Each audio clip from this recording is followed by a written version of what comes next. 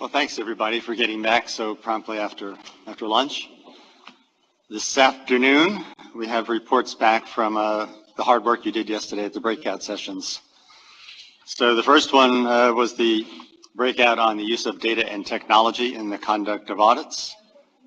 And Pat McNamee is going to give a report back as to what we heard in each of the breakout sessions. So. Thank you, Marty. I would start first of all by just thanking the SAG members and the observers who participated in the data technology breakout sessions yesterday for very insightful and engaging discussions, and also thank my colleagues from the PCAOB who served as facilitators and note takers, helping generate that discussion and capturing it in a way that we can share today. The breakout sessions were very productive.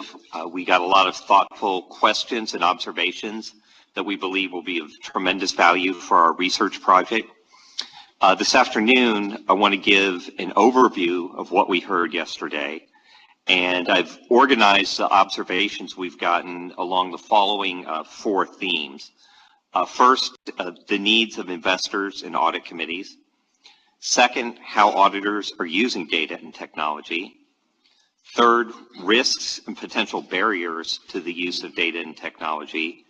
And then finally, how the PCAOB and audit firms can advance the effective use of data and technology in audits.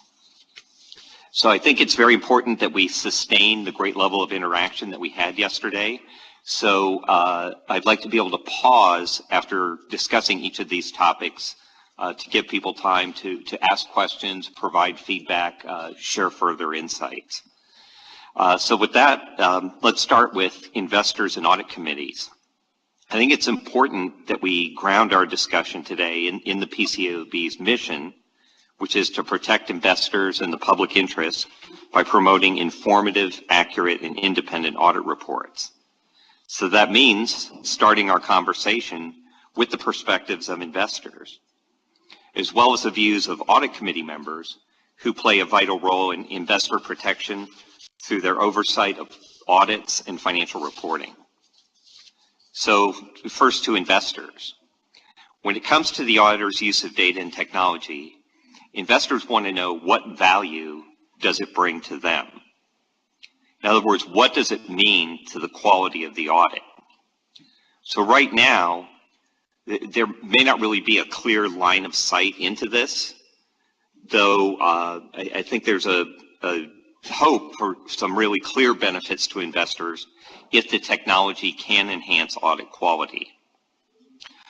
We also heard some expectations with a new auditor reporting model that there could be a great opportunity for auditors to provide information about how they've used data and technology to enhance audit quality, and potentially share some of the insights they've gained from performing data analytics.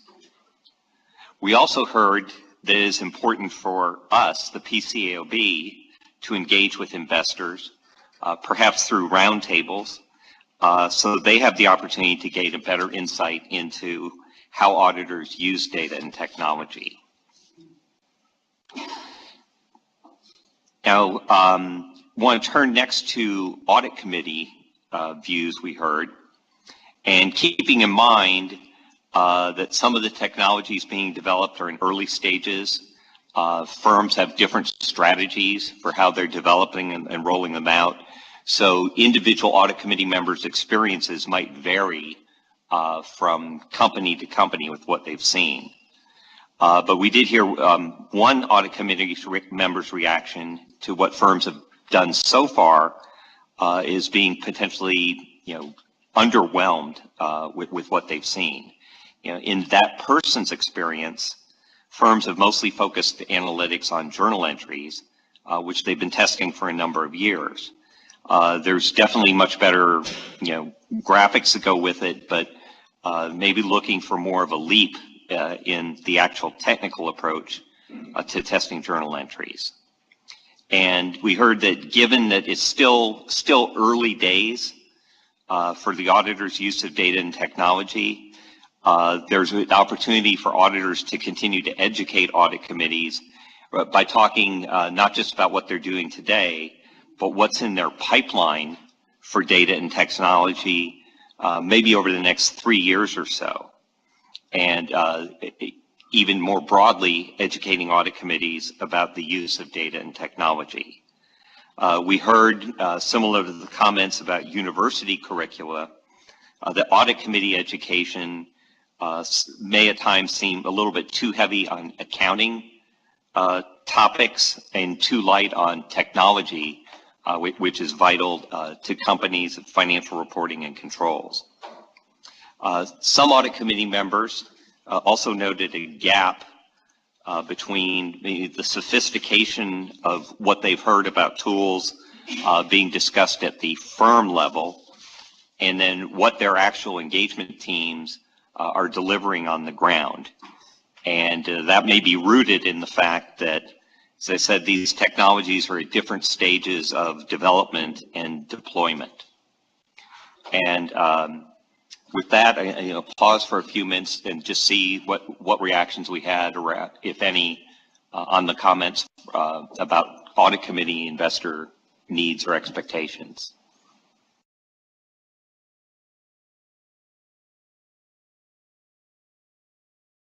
Okay. We'll press ahead then. Let's talk now about how auditors are using data and technology. And with the expectations of investors and audit committees that we've just heard about in mind, I think it's good to turn to that topic. Right now, risk assessment is being seen as the principal ways auditors are using the newer data analytics and audit technologies. Data analytics are seen as a way to more efficiently and effectively identify risks and to assess those risks. And when auditors are more effective at identifying risks, they can help management and audit committees by recommending enhancements to management's own risk assessment process, and then sharing their insights about risks with the audit committee, sort of along the lines of the traditional auditor's management letter. So more insights, more insightful risk assessments can improve audit quality by enabling auditors to shift resources to higher risk areas of the audit, highlighting areas where they should maybe exercise heightened professional skepticism. And we heard from one view that there's also a possibility that it could help issuers make the audit less disruptive to a company's operations. And one area where there was a view that data analytics or risk assessment can really be enhanced is in scoping and assessing risk in audits of complex multinational corporations, which are challenging to get one's arms around. One breakout group also identified the audit of the new current expected credit loss model as an area where the use of data analytics could be beneficial. So there it would be with the analysis of underwriting and loan performance, credit performance, payment data to help inform the auditor's judgment about management's credit loss estimates. In terms of substantive testing, we heard acknowledgement that data analytics might be very helpful to identify errors in recurring transactions. However, we also heard some doubts about the ability of data analytic tools to detect material financial reporting frauds. However, others expressed a view that the advancement in these tools may be able to be effective in this area sometime in the future. We heard the observation that the nature of matters that have led to restatements over the years do not seem to lend themselves to being detected with data analytic tools. Another observation was that some auditors have asserted that where they have used data analytics, the analytics themselves didn't get to the requisite evidence needed to meet the standards, and they had to backfill the analytic work with more traditional audit procedures. It was also noted that not every area of the audit is going to lend itself to the effective use of data analytics, particularly areas where there are subjective assumptions and significant application of judgment. One breakout group's view seemed to be that the use of data and technology right now holds a lot of promise for more efficient audits, but it's still not completely clear how it will ultimately affect audit quality. So, put a pause there and see if we have questions or feedback. I see. Well, I just had one comment, and I'm sorry, we'll get you in a second, Jeanette.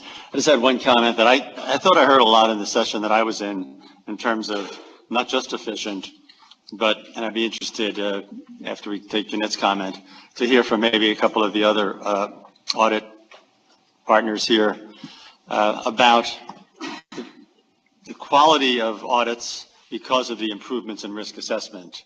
As you indicated, most of the tools today so far seem to be in the area of better risk assessment, but it sounded like some of those tools would really enable significant improvements in identifying the risks, focusing on the much more significant risks in the audit. And really that's critical to the audit, identification of risk, and then developing the appropriate response. So how these tools are helping to do that, I think, might be worth hearing a little bit more from a couple of the audit partners here. And I'll give you a second to think about that as I pass it along to Jeanette Frenzel. Well, I'm going to pile on to your question in addition to the other question I was going to ask. And so my piling on the risk assessment issue is our inspections staff have stated publicly that they're going to start focusing again on risk assessment and auditor response. So if in fact these tools are being deployed for risk assessment, this is a good opportunity for trying this out. The other question, and so I'm very interested in the risk assessment question that Marty asked, but the other question that I wanted to ask, which is probably related to this, is what kind of conversations are happening right now between audit firms and audit committees? So I'd be curious to hear from both sides whether these things are being discussed or not. David Kane? Yeah, sure, Marty, thanks. I do think it is going to continue to evolve. I mean, in terms of data analytics right now, there is a heavy focus on planning and risk assessment. When I think about data analytics, though, it's a quality play. It's not an efficiency play, right? So it is giving some additional insights, significant classes of transactions, understanding exactly which systems they came from, who's posting journal entries. I mean, I think the low-hanging fruit right now is on planning and in particular fraud. There is a lot more information we can get about who's posting journal entries and when, you name it, which systems those are coming from. I think when it starts coming to the substantive piece, and I think there's still an open question on the test of controls and exactly how does that inform you or not, but on the substantive piece, I think part of this is going to be a little bit of change management too, because when you're dealing with audits, you're thinking about a body of evidence. And it's a collection of a suite of procedures, not just one individual procedure, right? So the question is, as you start going through data analytics and you look at ship date and invoice date, you know, how much evidence does that give you when you scan the entire population, for example, and how much does scanning give you? What do you do with some of the exceptions?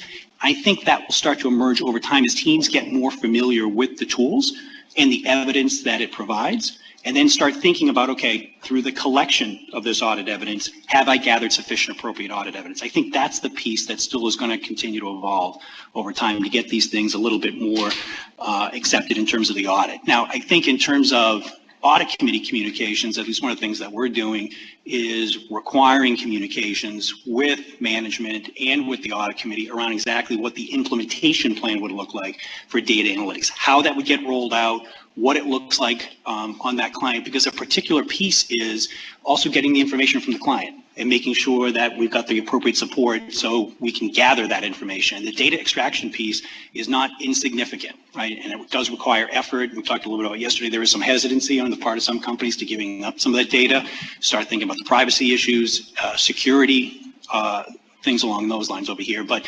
it is a piece of change management, I think, that's just as important as we start thinking about data analytics.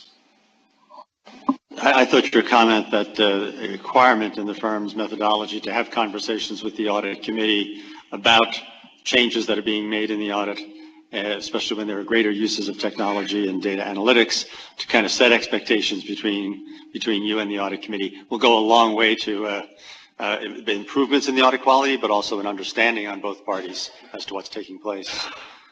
Sarah Lewis, speaking of audit committee.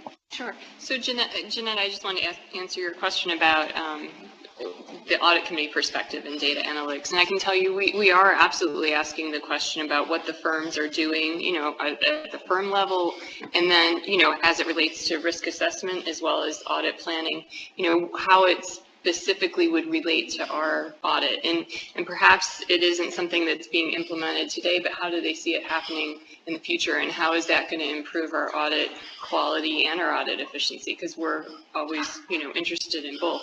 But we're also talking to our internal audit teams and asking them, how are you using data? How can you use data analytics to do a better, job with internal audit and reach, maybe you can do more audits, because, of course, internal audit is partly the Sarbanes-Oxley piece of it, but you're also, hopefully, your teams are also doing a lot of operational audits and doing a lot of work specifically for the company to help improve their operations. And so I think there's a big area there where data analytics can help internal audit. And then again, with compliance, there's a lot of room, I think, to use data analytics. And so as audit committees, we're encouraging all three sets of them to use it.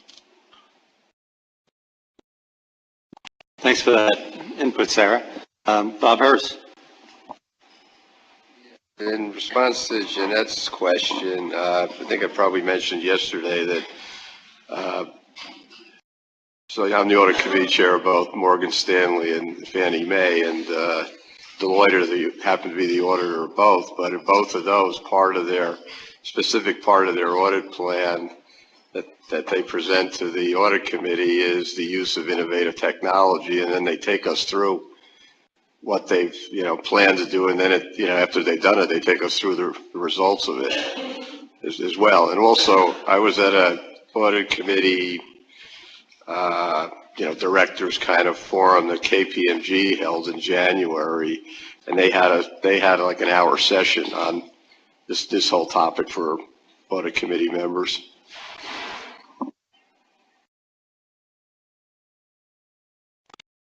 Dave Sullivan. Thank you, Marty. And Jeanette, to your question about risk assessment, and Marty, you raised this. Our experience in using data analytics has been that they dovetail really nicely with the risk assessment standards. The risk assessment standards that the PCAOB issued several years ago are they're principles based, but they also encourage the auditor to be specific about the risks of material misstatement and address those risks of material misstatement. And what we're finding, and we're on a journey. We did this last year. We'll do a better job this year. Is that as we analyze populations and understand what's in the population, and then understand what the outliers are, we can certainly do a much better job of identifying and pinpointing those risks of material misstatement and designing and then executing the audit. To David's point, on the substantive testing side, we're still testing that out and seeing what we think might work, and will it meet the evidence standards for as audit evidence and that sort of thing. But I think there's potential there, again, from an effectiveness standpoint. If we can look at 100% of the population and understand what's in there, understand how it's processed and brought together, I think it does have the potential of making the audit more effective. I think it absolutely does, especially with some of the ways in which I've heard you're using these tools for risk assessment, and that's key to planning and designing the audit, and so that's a big advancement. Joan Amble. I won't repeat some of the things I've heard the committees do that I've observed that we've already heard, but a couple of things is we've also been stressing that we see their 3-year strategy, because I think most companies are pretty nascent in this, and that's understandable. But to see how they're planning to integrate technology over at least a 1 to 3 year period. Also, how they plan to, starting currently, work with internal audit and finance so they can share tools and kind of be upskilling at the same time. And also getting better line of sight into what they're doing to upskill their teams and bringing in specialists that are data scientists and that specialize in data analytics so you can get that benefit. Because there is some variation in terms of what you may observe in terms of the skill set of the team, depending upon if it's small, medium, or very large engagement. And trying to get away from just telling us what your national office is doing, but what is your local team doing for this particular engagement. And I think, and this came out of our discussion yesterday, it might have been, I can't remember if it was mentioned when the overall reviews were coming out, but I know where people look at this in terms of will you get a better result in terms of fraud detection or better efficiency. I think this is just part of the architecture that you're going to need to survive as companies get larger and more complex, that you're going to be way behind the curve if you don't really take this and accelerate it. Even if it doesn't result in a reduced fee or something, I just think you're not going to be able to. It's kind of like when people first started using, dating myself, computers in a substantial way. I think you just have to get with the program, or you won't be able to pick up. The other thing that I haven't seen yet, which I think may be a matter of time, is how will what the firms are doing translate into AQIs? And how does that get baked into what's just told to us on a quarterly basis of what they're doing? Because I think it's that important to really keep pushing at it, or else, it's easy to get behind. Just one other observation, Pat. At least in the room I was in, and I'm interested in any other reactions to this, there was some thoughts that a lot of the tools that the auditors are using right now, if it's improving the identification of risks of material misstatement, and then some of the other tests that you're doing and looking at populations that are identifying anomalies, transactions that aren't coming from usual sources and things like that, won't a lot of these programs and technologies that you're now developing, wouldn't they migrate effectively right into the organization themselves, such that the organization is identifying these greater risks of material misstatement and therefore directing higher level internal controls around those risks, and themselves identifying the anomalies and improving controls as to, well, how did those things happen? We're having so many postings from different places and things like that. David, Jane? Yeah, I think you're exactly on point, Marty, with that. I mean, I think the early indications are when we come back to audit committees and management and provided some of these insights, the first question has been, okay, should we have already known this? So I think over time, as some of those insights get more granular, the types of questions that we're asking, it's going to come back to COSO, it's going to come back to system internal control, it's going to be, what does the company have? John was talking before in terms of lines of defense internally. How is it trying to identify these types of things and assess them here? So I think it will only get better over time as we get smarter about the technology and the questions and be able to drill down and look. And to your other piece too about population, I think this is important. It's just like substantive analytics. It's about setting expectations. And then how precise are those expectations so you know when you have to go follow up on something? Because I think the challenge with data analytics too is if you don't set a precise expectation up front, you could be chasing a lot of rabbit holes that are not necessarily going to be telling you anything more than kind of when you started on. So. Good, thanks, David. Pratt Bott. So I do think that's a good point. The one thing to sort of keep in mind is that on the company side, companies are always trying to become more efficient, more productive, and so forth. So a lot of companies already are, doing exactly what we're talking about. Now the applications may be different. So, there's a lot of experience, and in fact, application of, robotics to reconciliations, for example, right? So, complex areas like in a company and so forth. So there's, and it depends, it's company dependent and so forth, but it may be different, but, if a company isn't using some of these things, at some point, I think there's going to be a natural migration because you're always looking for that next wave of productivity, right? So it's natural, there's necessarily resistance. Now, what would be interesting is to sort of connect the dots and make sure that, you know, there's some common objectives relative to, you know, the reliability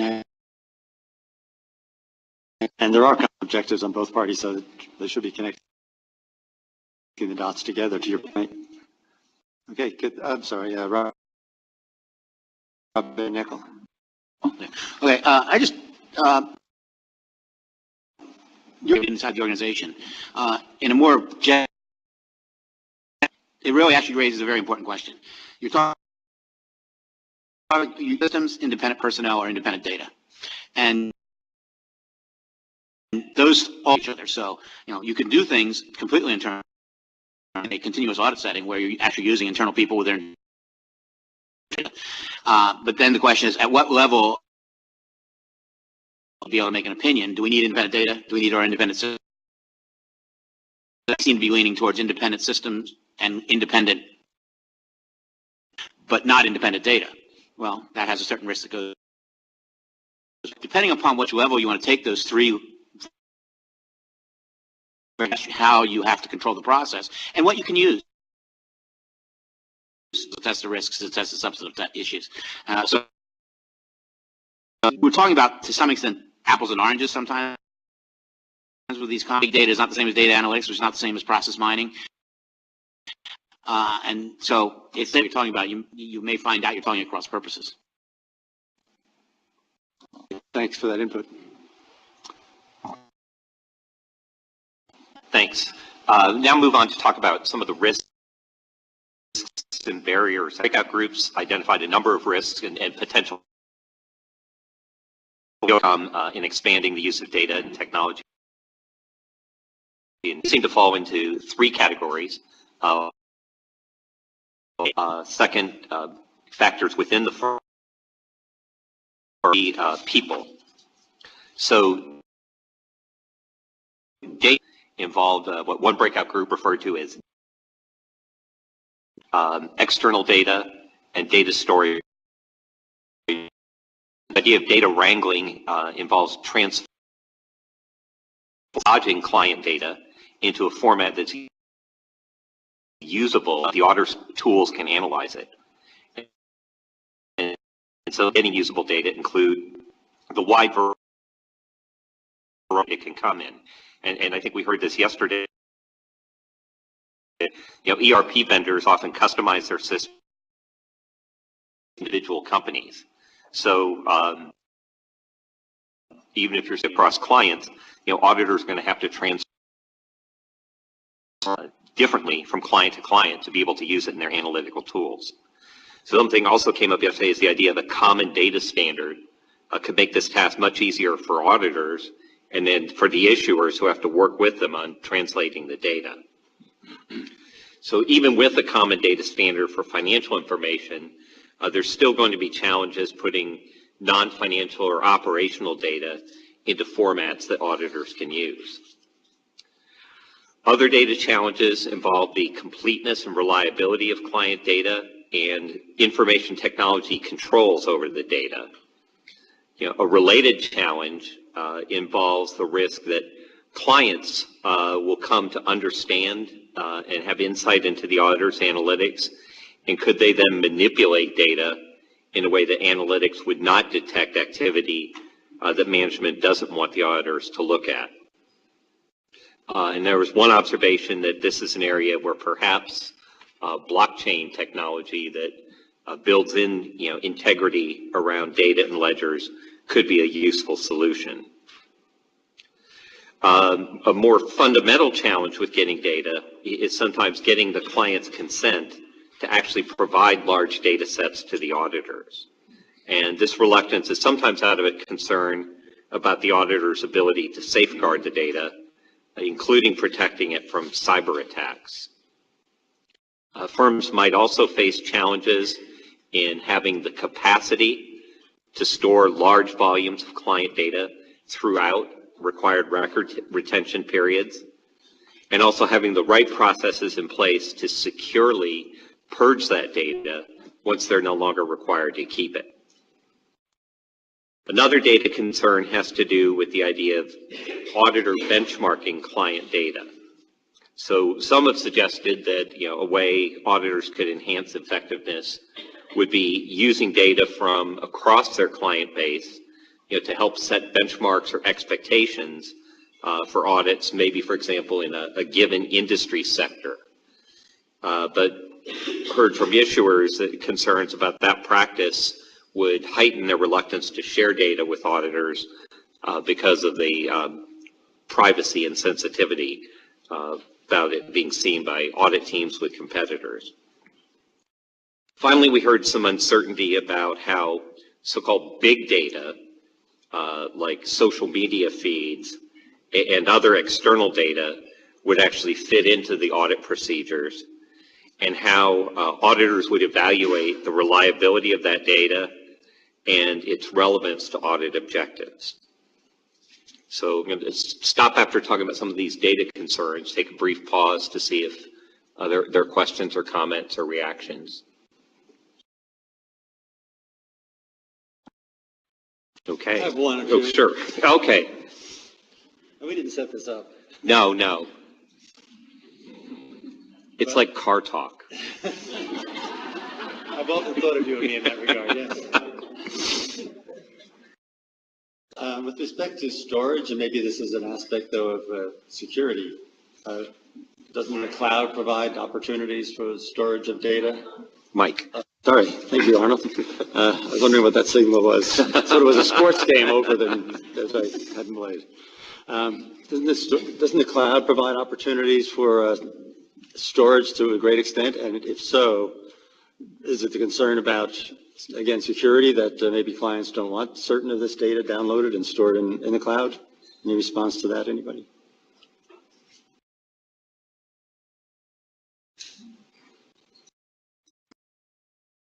Oh. Dave? Sullivan?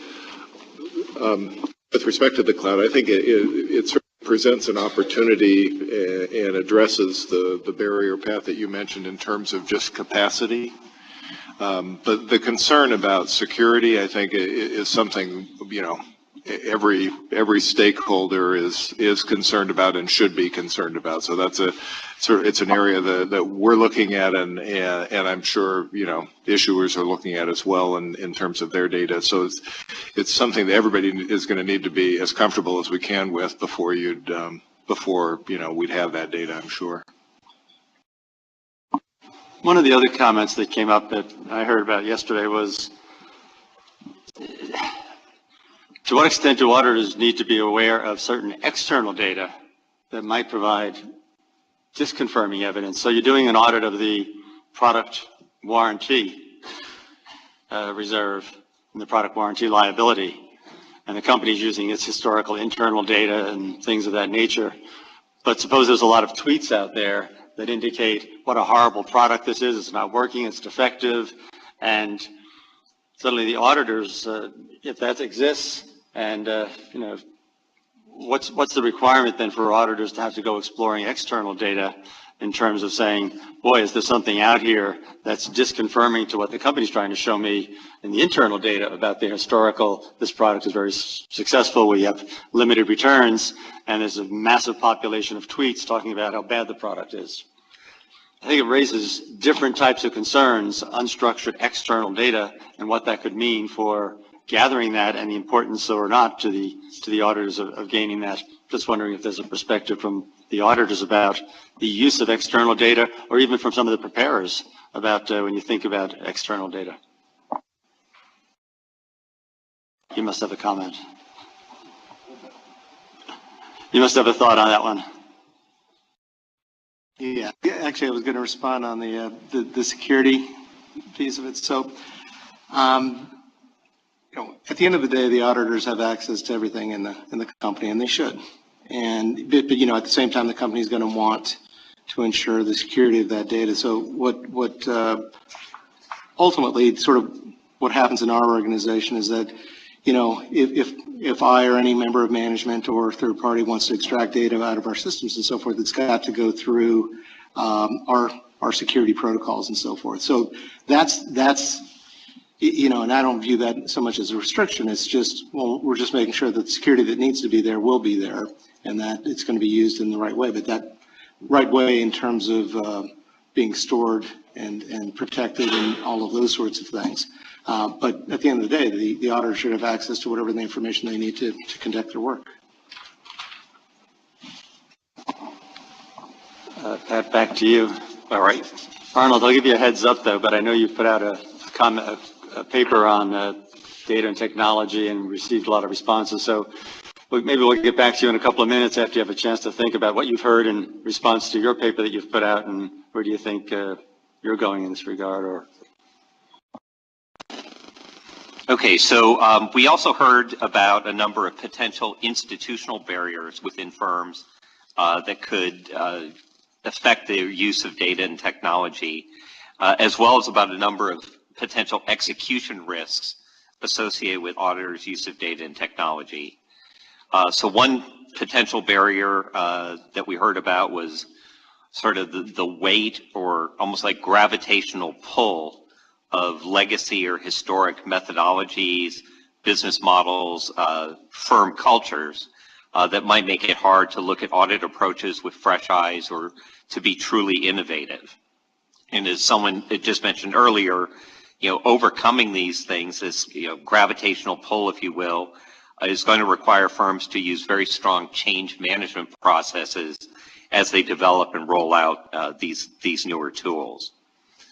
Another institutional or potential institutional barrier is concern about legal liability. So for example, how might a plaintiff's counsel try to pick apart an auditor's response, say, to the 34,000 outliers that we saw in Miklos's presentation yesterday?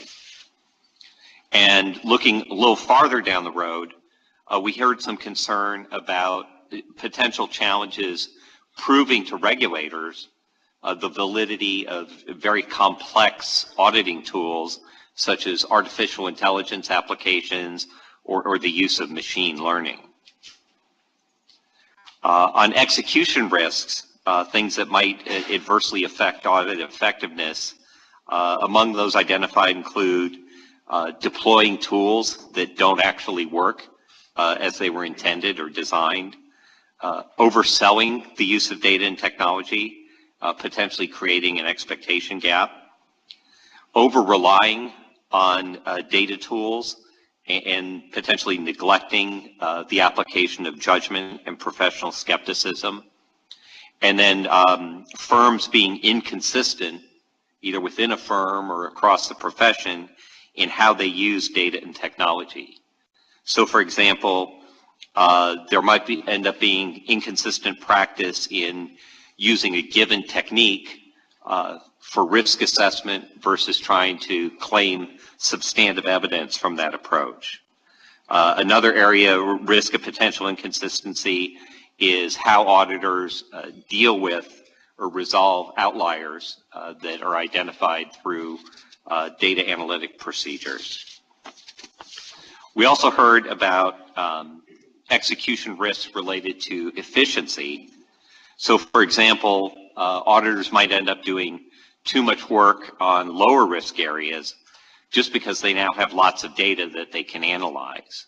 So in other words, they might push the analytics well past the point of diminishing returns, or potentially doing analyses that don't even relate to their audit objectives because they've got data and can use it.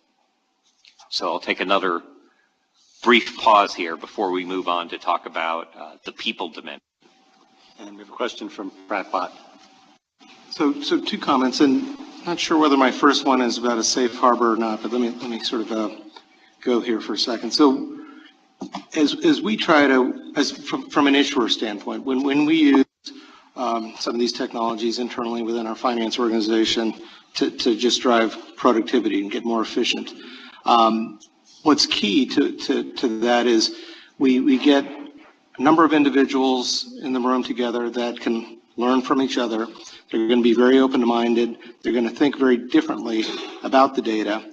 They may not even be the ones that are executing the procedural areas on a day-to-day basis, because you want these individuals to be very open-minded, and the message is rational experimentation is okay. In fact, failure is perfectly okay. Because if you don't try and you don't fail, you're not pushing the envelope hard enough to figure out, what's possible here. And that's part of this is we don't necessarily know today what's possible because we're all trying to figure it out. So I do wonder, and maybe one of the folks from the audit firms can jump in, but how do you do rational experimentation in the construct of an audit? How does that work? And I would suggest that, well, it's something that we want to promote so we can get audits to be higher quality, more efficient, all of those sorts of things, because of course then the fees can come back as savings to issuers. So that's sort of yes. So that's comment number one. Comment number two, on the outliers, it does sort of put sweat on my brow a little bit. When you take a look at an entire population, we do this all the time when we're just looking at millions of lines of data points in various areas of our company and trying to understand and analyze it and so forth. And of course you're going to have outliers. And there's this sort of need in an audit to button everything up.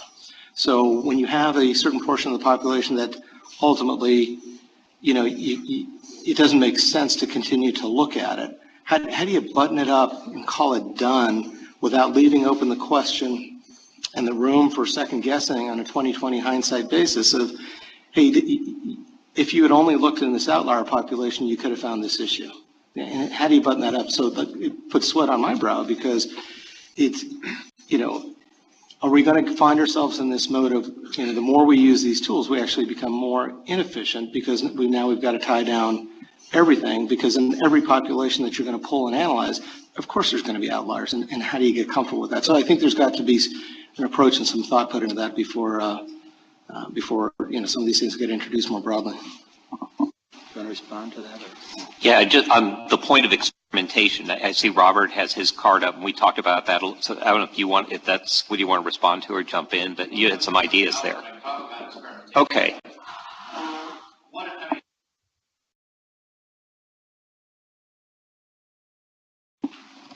From New Jersey, I'm loud enough usually anyway. People on the webcast. Except for the people on the webcast, so my apologies.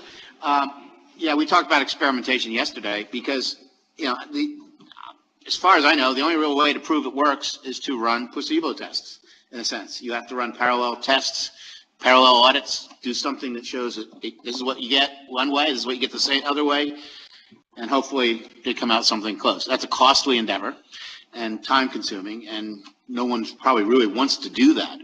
But I really want to say something about Marty's last comment about tweets connected to Pat's comment about the over-reliance.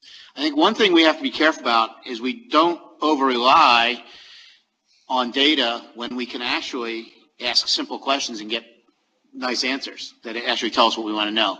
That the boots on the ground part of auditing can't get lost here. I'm actually reminded the very last time I was involved in an audit, we were rolling out some technology and we were looking at a bank and how they were monitoring their foreign currency exposures. And they had good policies, everything on paper, and they were going to run a big data analysis about daily exposures to see if it worked. And I just said, well, why don't you go ask the woman who's in charge of this?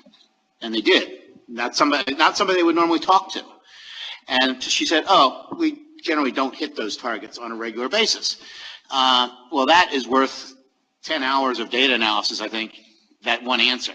And so with the tweets, every reasonable organization is going to have a consumer relations department. Do we talk to those people when we audit? If we want to know about warranty claims, why don't we talk to them? I bet you they have all the social media, all the tweets, all this information about what the product status is in the market.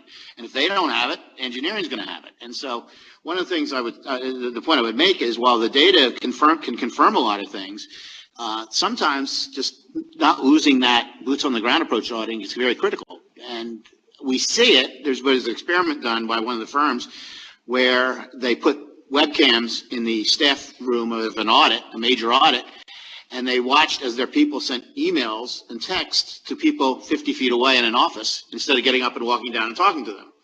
And, that's kind of generational to some extent, and I've covered a couple of points here, but we don't want to lose that because that automated ability to look at a situation and say, that doesn't seem quite right, is human as much as it is data-driven. You made a lot of good points there, but and I agree entirely, the importance of social media. And it could, if the company's not looking at it, but they should be, they probably are, it could provide information to the auditor about products, defective products and product liability reserve. But as you said, that's probably in the sales department, marketing department, where they're all over social media to understand their products. And unfortunately, accountants like to talk to accountants, and not necessarily anybody else. Limited vocabulary, maybe. So I'm in violent agreement with all those comments, so just but Pratt, just going back to your point, I mean, I think, broadly speaking, auditing firms are conservative in nature, right? So when we are rolling out technologies, without question, we are going through a period of testing those. And often it's piloting with a smaller number of engagements. Perhaps there's a second pilot with a larger number of engagements till we get the confidence that the tools and techniques are working in the way that they should be, and so we're eliminating the systematic risk. And they do involve cross-functional teams with various people that think in very different fashions. So I can tell you that is absolutely happening on a consistent basis, and from our perspective, we would never roll out a tool that we didn't think worked appropriately. Is there risk? There's always risk with change, but I do think we're doing a lot of things to try to eliminate that systematic risk in the system. Your other point on, making sure with these exceptional exceptions, right, that we're doing the right amount of work and no more than the right amount of work. That's a new challenge for us, right? Because as if we go to the example yesterday, with your 34,000 examples, where do you draw the line, and how much evidence is enough that you don't need to do any more work? And that's a developing area and something that we are continuing to think about. But it will be a challenge because it will be different than how we thought about things before. Okay, now let's talk about people, and continuing the conversation from yesterday morning. Some of the breakout groups did talk extensively about the skills needed to do audits effectively in the future. Having greater access to data analytics, statistics, and IT skills are going to be critical.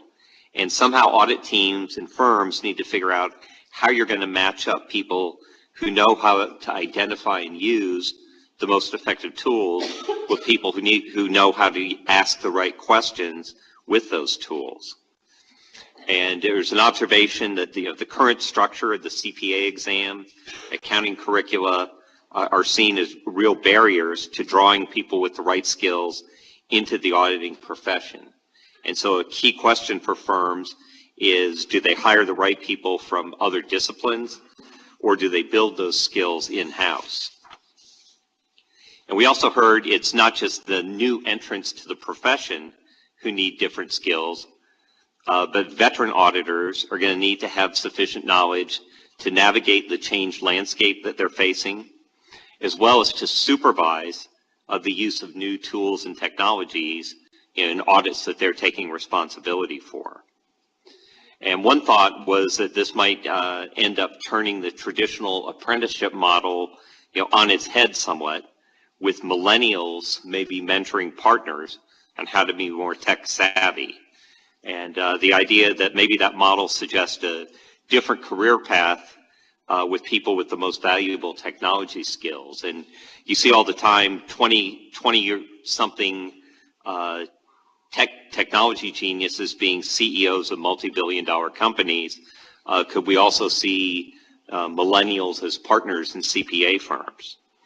But whoever the partner is, he or she might need to start looking more like a general contractor than an accounting specialist. And this is going to have important implications for how firms train and mentor auditors.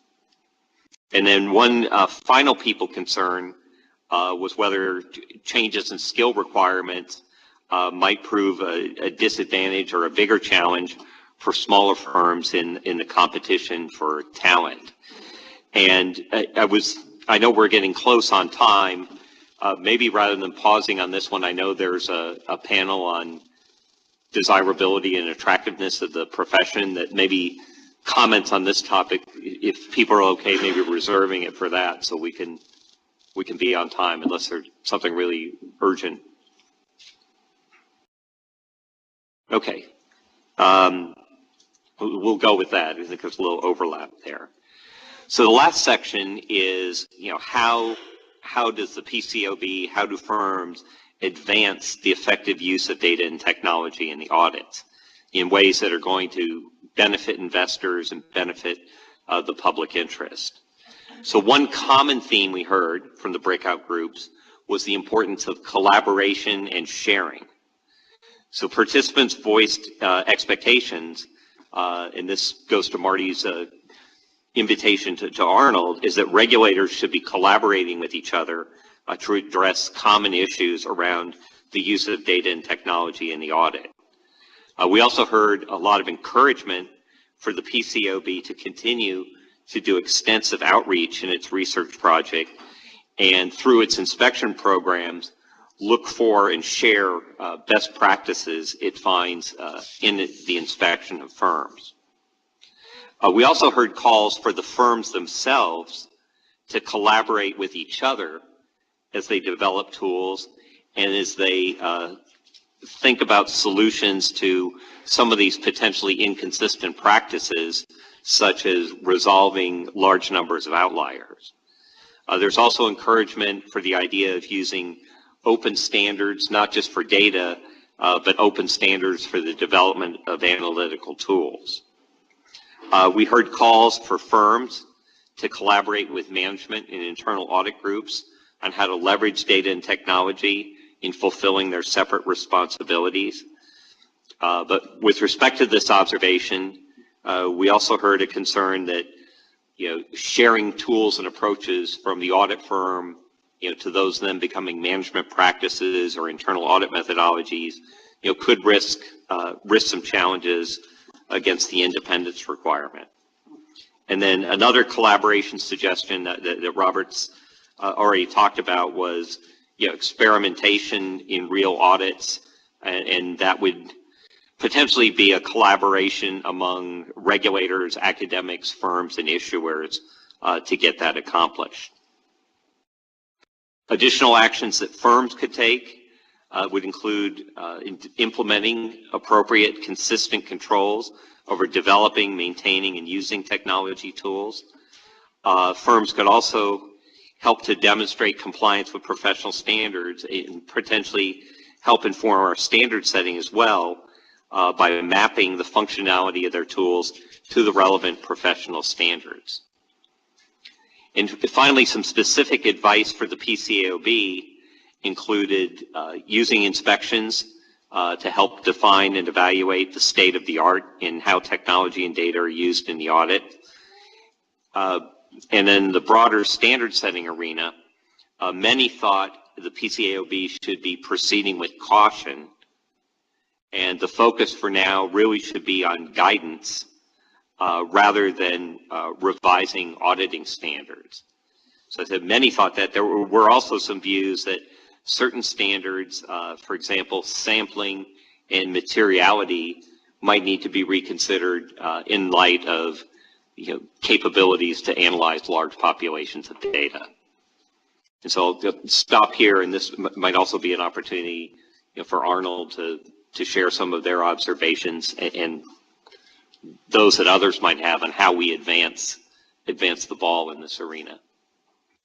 Yeah, please, Arnold, I invited you a few minutes ago. The IAASB has been spending a lot of time as well looking at the changes in technology and put out a paper for comment and received a lot of input. So the perspectives you've gotten and what you're hearing compared to what you've heard around this table over the last day or two would be very valuable to us. Okay, thank you. First of all, I'm quite impressed with the summary that Pat is presenting, and I was actually wondering whether we could have kind of a verbatim of that, because it will be helpful to many, including in my circles, of course, just to read this summary of very important comments. And second, a couple of minutes ago, you raised that question about liability for warranties, and I found it a very intriguing question that did not come so much in the responses that I've seen. On one hand, it would be completely unreasonable to expect auditors to be aware of everything that there is in the world. On the other hand, it's the easy question: if something goes wrong, how could you have missed that? Don't you read newspapers or social media for that matter? So it's a very intriguing question. We indeed received some 50 very interesting comment letters on our modestly called request for input from our data analytics working group. What I have in front of me is a summary of many comments that our technical director, Matt Walden, provided, and I know that Matt and Pat have agreed to sit together, so that will be a great cooperation. Maybe I just should provide a couple of quotes from that summary that I recognize from many letters. But there is interesting also one quote that was written to us by actually the Institute of Management Accountants, but it was directed to the PCAOB. And it's a very interesting one, actually. And it says there is a need for guidance from PCAOB. It's not a typo, it's need, because elsewhere they use IAASB. Guidance from PCAOB regarding, first, when to use data analytics. Second, when is it acceptable not to use data analytics? 3, what's required to document why it was/was not performed. And 4, what is required to gain comfort on approach, tools, and techniques. And it's a bit of over-asking on one hand. On the other hand, it's fair that there is a need for guidance coming more and more around those topics. Overall, some quotes from letters. Many expressed a cautionary tone and some mixed views also on the way forward. The targeted changes, separate standards or not, maybe more practical guidance for the moment. So basically, okay, yeah, we see it's important, but what's wise as next steps? A strong and consistent recognition that the use of data analytics has the ability to enhance audit quality. Again, echoed in many of the comments here. A strong emphasis and agreement on the importance of the application of professional skepticism and professional judgments, which should not be and cannot be replaced by using data analytics. I think a very fair point. Many respondents indicated that the use of data analytics has effects on many audit areas: risk assessment, controls, testing, substantive and analytical procedures, audit evidence, basically everything. And some are going as far as saying, well, we are currently using the audit risk model. Is that still valid and applicable in the future, or should we start thinking about something completely new? And again, it's in a way an easy question, but I think it's also a fair question. Also calls indeed to ensure that regulators are involved in the process of developing standards. Actually, it should be kind of a, I would say, global concerted effort around the world. We had a question: have you considered all circumstances and factors actually that are relevant here? Some of the quotes there, not everything. Concern over the quality of underlying data provided by the client for use in data analytics. This includes data ownership, transfer, privacy, data security, so you see a link to ethics as well. But also reconciliation of data from outside the core system. The source of underlying data and how does it tie into trial balances. You can ask the same questions that you have been asked for external data, of course. And in my group yesterday, we had also a bit of a discussion. What actually do we mean still by external data? Is it so much a mix of everything? Third-party sources, of course, in that context. Also call for how can the smaller firms keep a pace. Of course, large firms may have some money to invest. What about the smaller ones? There are some companies that do provide kind of solutions there as well, so should be aware of that. Many highlighted that audit evidence and documentation must be thoroughly addressed. New and emerging technologies, it has been mentioned, blockchain, robotics, artificial intelligence, etc. Another interesting thing, the use of data analytics in group audits and how at the engagement level and component auditors. A recognition that, in jargon, those charged with governance, say audit committees, are increasing their interest in data analytics. Very important part here, of course, in this dialogue. The coordination with the ethics board, data analytics and its use in non-financial information and assurance implications, which might be ESG, etc. But also the advances in overall corporate reporting and the nature of information reported by entities. So there I can link what our company is doing here. and we heard a bit about that. I pass on several pages, otherwise it will take too long. From all of that, more focusing on standards, certainly 315 risk assessment springs out of it, and we had many comments on that in the discussions here today as well, yesterday. And actually we might discuss in the IAASB whether in particular establish a clear and direct link between the data analytics group and the ISA 315 group as a revising that standard. I think that's a very promising area. You can't do everything at the same time, but maybe that would be a very important one. And experimentation was mentioned here as well, of course.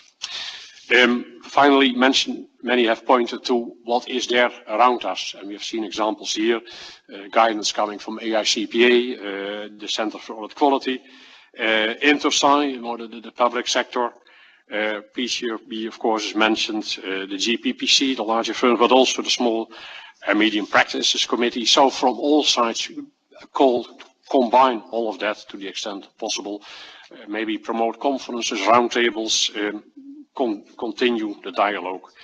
And I think that's basically what comes out of all of this. It's a very intriguing, promising, but also kind of risky area.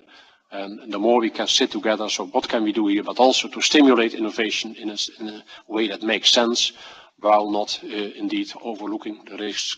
Well, maybe this is a bit of an impression, Marty and Pat. Arnold, thanks for those comments, and you're absolutely right. Our task force we've put together to research data and technology and developments in it, and to assess what needs to be done by the PCAOB, if anything right now, should collaborate closely with your team and what you're learning, as well as with others. Many of the firms around here know that we're meeting with them separately on a regular basis and in the near term to stay up to date. So I think that's the big issue, and the big takeaway from this is the tremendous amount of developments taking place, the importance of all of this, and the fact that we all stay close to the ground in terms of understanding what these changes are. We did not hear, I don't think, in any of the rooms yesterday, nor did you, I don't think, in your feedback, a compelling need at this stage for changes to auditing standards, but to stay aware of developments, to make sure that our standards do not impede in any way the development of technologies that could improve audit quality, but also our standards to also be addressing potential risks to new technologies that may not be appropriately tested and used incorrectly. So to think of it both ways. And so we'll be doing that. I see one further card up, and with that, I think, Peter, we'll get your card, and then we'll move on to the next topic. Peter Klapman. Well, very briefly, I'd like to just come back to the point that Pat made in his introduction, which is that the trend towards data and technology is clearly a direction that the profession is going, and to make sure that at the right time and in the right way, there's communication to investors so that they don't wake up some morning and find out that the whole audit theme or methodology has changed. And the important point that communication on an ongoing basis would produce is that it will be ultimately to the benefit of investors. It's obvious that this has to be phased in as the trend goes, but just to keep that in mind as we go forward. That's a really good comment, and I think we certainly have that as a takeaway, that the dialogue around changes in data and technology shouldn't be one that is only heard every 6 months or something like that. This should be a regular dialogue. Information should be transparent from the firms, from the PCAOB and others as to what's developing, so that investors and everybody else is aware of that. So I agree with that point 100%. I did see it. I'm sorry, there was another card up. Sydney Garma. Thank you, Marty. I promise I'll be quick. I just wanted to underscore, you mentioned it about the need to stay close to the standards. Clearly, the PCAOB does not want to stand in the way of firms going down this path, because as we've thought about it, this is very much a play on audit quality. And so I think it came up yesterday in the general session. I know in our breakout session, there was an acknowledgement that we might need to think differently about this, but at the end of the day, it very much is a real upside in audit quality. So just wanted to commend you for having this on the agenda and keeping an open mind. Thanks, Sydney, and thanks, Pat, for that summary. And thanks everybody yesterday in the breakout sessions for all of this good information you gave us to enable Pat to give that excellent summary. So we have scheduled a break. I feel like we just got back from lunch, but we scheduled a break. I'm proposing that we move on with the discussions of emerging issues. Do I have any strong opposition to that statement? Would it be all right if we just continue to move on with emerging issues? I do also feel that if we open up the doors for a break, I'm afraid about how many people might leave and not come back. And so I sort of have told Jessica to lock the doors. And clearly, if anybody wants to grab a cup of coffee on their own, go do that. But I think it might be useful if we continue on with the discussions on emerging issues. Pratt, how did you organize as to who's going to lead each section? I think we can probably just go in the same order as we went the other day. So each of us do our readouts. Okay. Okay, so we were part of the revenue recognition group. Some overall comments over here. I mean, very good discussion between investors, audit committee, members, auditors, preparers as well. So just in terms of the state of readiness, as you'd expect, there were some observations that the state of readiness does probably vary somewhat widely right now in terms of companies' level of preparedness to start moving towards the standard. But there was a general recognition that there's going to need to be a big push, regardless of your state of preparedness, over the next 6 months in order to enable for a smooth and orderly transition over here. And also recognizing, I think the group said that everybody's got a really important role and responsibility on this. It's not just the auditors, it's preparers, it's the audit committee as well. And to the extent that everyone is not in sync, there could be a domino effect over here. So it does make sense for everyone to be aligned and make sure that they're clear about what the path looks like. And then in terms of state of preparedness as well, that companies should be starting to move towards getting their accounting policy set by the end of the second quarter in order to afford enough time to put into effect the necessary changes in terms of ICFR.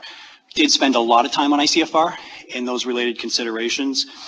And, a couple pieces on that. One was just making sure that auditors and audit committees are spending enough time together talking about state of preparedness, both on the company side as well as on the auditor side, particularly thinking about the potential that there might be for material weakness, that this is a conversation that you want to be having now as opposed to the first quarter potentially of next year. So we did make the observation that you can't be thinking about this as just a financial accounting standard that you're going to go apply and then follow with the ICFR.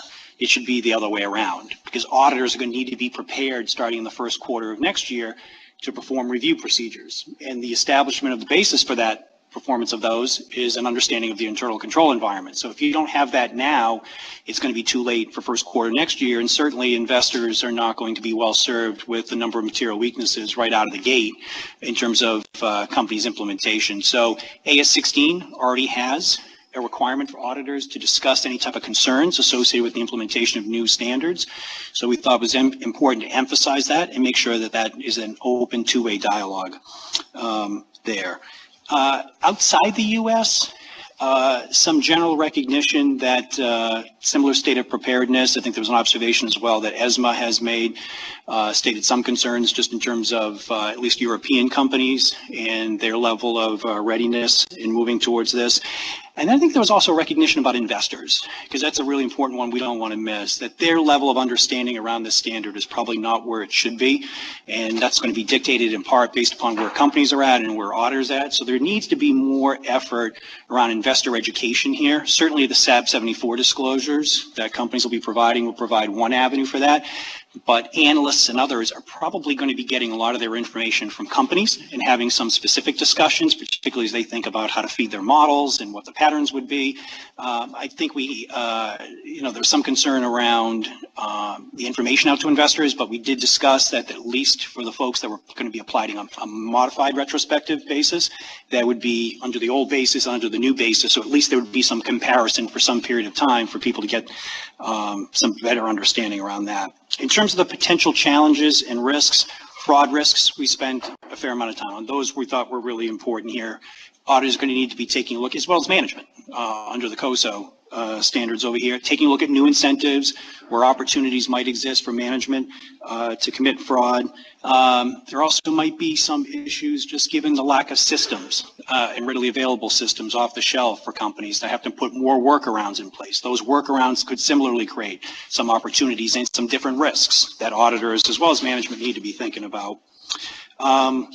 Another risk was resource constraints, is that both on the auditor side as well as on the preparer side, folks thinking that the cavalry would be coming in towards the end to try to help them out. There was some discussion around that those resources may end up being tapped out and fully booked. So companies or auditors shouldn't be planning on some additional resources coming in at the last minute to help them out.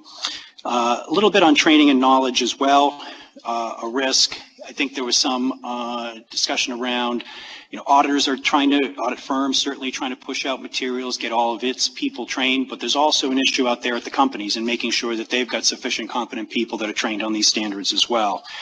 And then we didn't lose sight of multi-location audits. So we talk a lot here about the U.S., but there's a lot of primary teams that are going to be supervising component teams, and there's also similar type issues there, not just in terms of the training of the individuals, but starting to think about the risks, thinking about ICFR, fraud, depending upon the company structure in terms of centralized, decentralized, was another risk.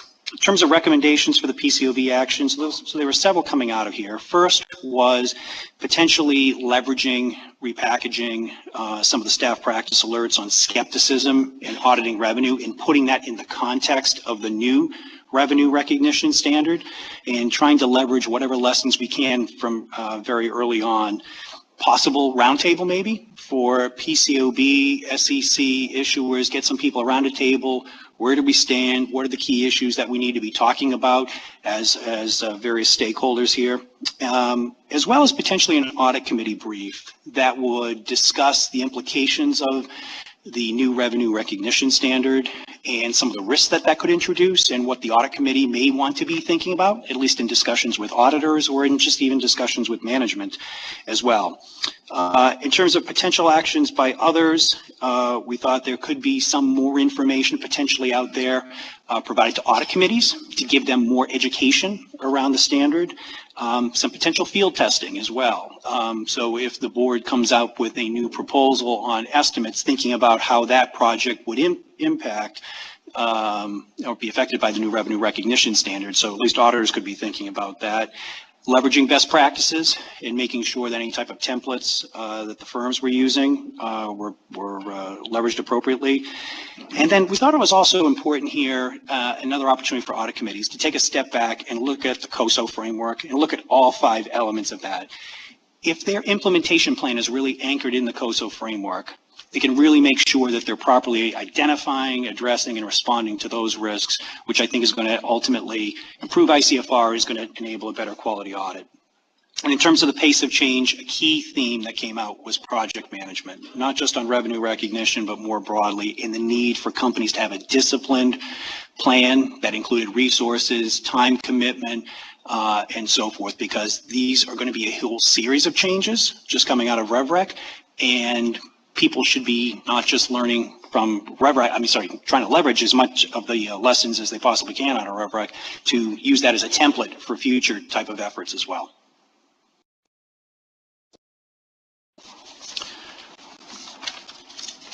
I was going to say comments and questions, and I'll go right to Mark Panucci in a second, but just like Arnold said a moment ago, that to package up the response, so the feedback from the data and technology group, and let's maybe publish that. I could package up what you just said there, David, and I think it would be useful to publish that for all auditors and all preparers. It was a very great summary from the meeting, so thanks a lot. Mark Panucci. Thanks, Marty. So, David, maybe just 2 questions. When you think about the ICFR piece, was there any discussion of whether in year 1 it's sort of the sustainable controls are being put in place, or is it more of a one-time get through implementation and then we got to think about what's sustainable? So is ICFR more of a multi-year journey potentially? And if so, is year one, is that sort of a risk if it's sort of more manual in nature? So that's one question. And then two, I know Wes has been, talking a lot about also the disclosures, and that's a little bit of a sleeper area, and trying to get readiness around that area. And so I didn't know if there was any dialogue around the challenges as it relates to the disclosures, which, are a lot more robust. Yeah, Mark, on that first point, we did have a fair amount of discussion around some concerns expressed around not just day one, but also day two. And would companies be able to generate repeatable, sustainable processes that were going to be able to carry them through? I think at least the group, and others can jump in here, my sense was there really does need to be a focus up front on ICFR. If you get the ICFR right with respect to the transition, and particularly in thinking about the scoping and the universe of terms, you are setting yourself up well going forward from that. If you do not have a strong ICFR system around that, you're in trouble right from the get-go, right? Now, on top of that, there are some additional risks that you observe there, which is lack of systems availability, for example. So companies are going to have to do some workarounds, at least initially, but then over time start to think about how they embed that again into those sustainable, repeatable processes. So I suspect that those will begin to improve, particularly as they implement the standard on an ongoing basis. And I do think on the disclosures, Wes, as you observe, has mentioned that. I think it is an area where some companies have underestimated the level of detail that's involved here and the level of disaggregation, the need to generate this information, review it, and then disclose it can be for some a more significant undertaking here. And the ICFR in particular around thinking about those disclosures, many of which are going to be review controls, again, is going to be all the more important. Jeanette Frenzel. Yeah, I was in that group discussion, and it was a very good discussion. And I'm going to make a point that is somewhat related here to what Mark brought up. And discussion about the controls and the processes needing to be in place now, and if they're not, it could result in a significant deficiency or material weakness in next year's audit. And that's a whole different way of thinking, as opposed to just figuring out the accounting and then later figuring out how to make it sustainable. That's not appropriate ICFR for like this. And so I think, auditors need to be talking to the audit committees and management about this situation. If those processes aren't put in place now, it's too late later to sort of make up for it. So that's a whole different way of thinking about internal controls. And so this COSO model and designing it now is extremely important. There were also some calls in our room for maybe the SEC and PCAOB to coordinate a little on some of the guidance going out, because, it starts with management and then, of course, the auditors, and we need to have some alignment here and make sure everybody's getting the message. I've heard anecdotally a couple of things, and came out in your comments, that some companies are lagging, and to the extent some companies are lagging, auditors of those companies will be even more challenged in 2018 if they're pressed with information in the first quarter and the company's has lagged in terms of their preparation and readiness, et cetera. And some companies may be lagging from a technology point of view too, whether their systems have been built to deal with all of this new accounting, and whether or not they're going to have some short-term workarounds, getting to the point Jeanette and others just made about, will this be one and done, or step one and then 1.0 and then do 2.0 the next quarter, et cetera. You mentioned, David, the PCAOB's practice alerts, and we have been looking at those. Certainly practice alert 12 on revenue. When we put it out, we said that we thought that the information in there would be pertinent to revenue risks under the new standard. But that said, there's a lot of new changes in the new revenue standard that didn't exist at the time that was written. So refreshing that is high on our list to think about. But also practice alert 11 on auditing internal controls of financial reporting, and practice alert 10 on impediments to professional skepticism and how to get over that are useful tools for auditors to be thinking about right now as they plan for as I was going to say, plan for next year, but it's January 1st, 2018, when companies have to make a transition adjustment and either a retrospective or modified retrospective adjustment. And that's really getting ready now for a very big event on January 1st, as well as the first quarterly review of reviewing information on new systems and new capabilities and new requirements compared to prior periods that may not be comparable. So from our perspective, we have a project to see what kind of guidance we should put out, but auditors, to all the points that you've made, auditors have to be studying the standard carefully, going through appropriate training, understanding now what their clients are doing to get ready for January 1, 2018, not just what they're getting ready to do December 31, 2018, including how they're changing their systems, internal controls of the financial reporting and the like, and getting ready for the new disclosures, which requires new data potentially, which has not been subject to ICFR before. And then finally, I think, as you mentioned, AS16, there is a requirement that auditors talk to audit committees, and this is really an important subject that auditors should be talking to audit committees about right now. So I think we do plan on getting messaging around, but I think there's a lot of important messaging that came out of your comments from the meeting groups you had yesterday, and hopefully some of the other comments Jeanette and Mark and others. Can I just make here. one other point too, Marty, just on that, just on the disclosures piece is, because I did forget to mention that we also discussed the SAB 74 disclosures, and heading into second quarter, those would be a great opportunity to engage in good discussions with auditors and audit committees around just the state of play level of disclosure that they have over here. Because I think the SEC staff has mentioned this several times, the importance of making sure that we get out to investors the information that they need to really understand the impact of that standard. So not to treat this as a compliance exercise, but to really get into the qualitative and quantitative aspects of those disclosures. I see Pratt Bott's card up and Liz Morrill, so I'm not sure who was up first. Pratt.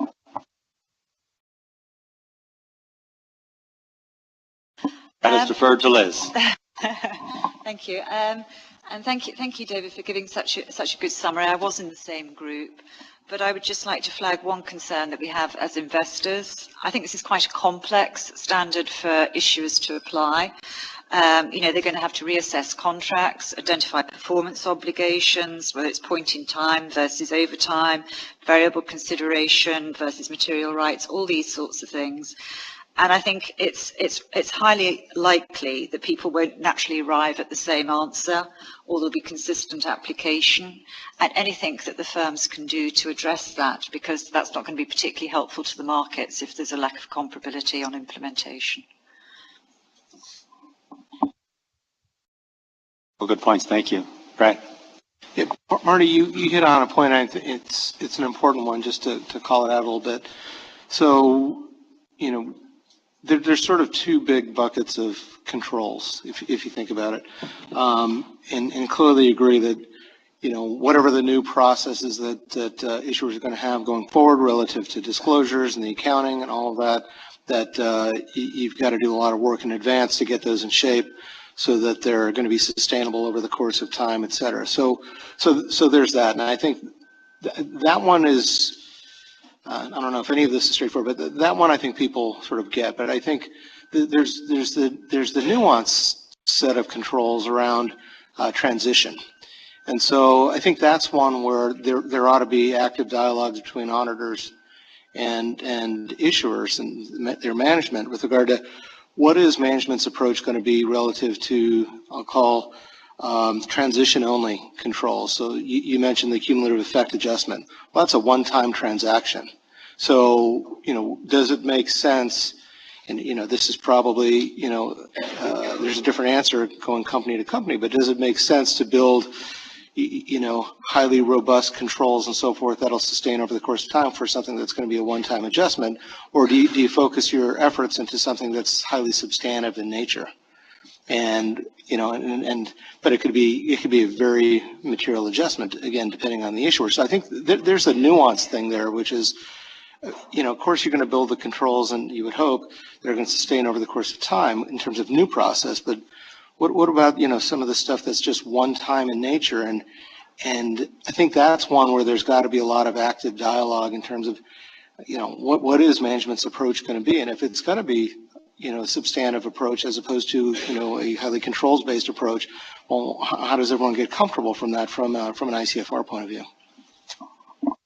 Just reinforces the importance of comments made of the need for a dialogue on that transition adjustment among the preparer, the CFO, controller, the audit partner and team, and the audit committee to make sure they're all in agreement on the on what's being done on that very important adjustment.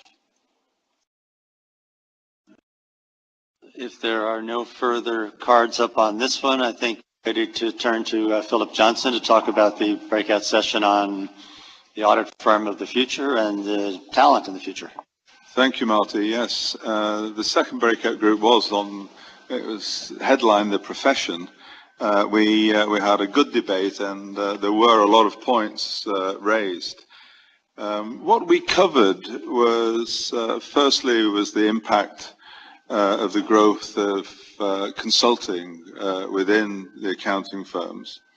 We looked at how auditors can increase the relevance of audit, and in that topic we did actually touch on what was a later or a breakout group that's going to be discussed later, which was the broadening of attestation activities to non-audit gap measures. I'll just cover that relatively briefly. We looked at the attractiveness of the profession and also the development of the talent pool for the profession. So it was quite wide-ranging and covered lots of aspects of activities. What surprised me a little bit was that there was an awful lot of agreement in the room as to views being expressed, to the issues being raised, and solutions. So there wasn't an awful lot of disagreement at all. So just looking first of all at the growth of consulting and the impact of that on an accounting firm. Well, first of all, I think that it was recognized that having consulting within those firms was a source of quality input into the audit, and so there was a very positive aspect to that. And the consensus was that the growth of consulting wasn't an issue as long as there was appropriate governance in place within the firms, that the audit was central within the firm's activities. We discussed what level would people be comfortable with of having audit as part of the firm, and it was felt that 30% was fine. But if it got down to 10%, there would be start getting some concern, and I'll touch on that a little bit later as to why.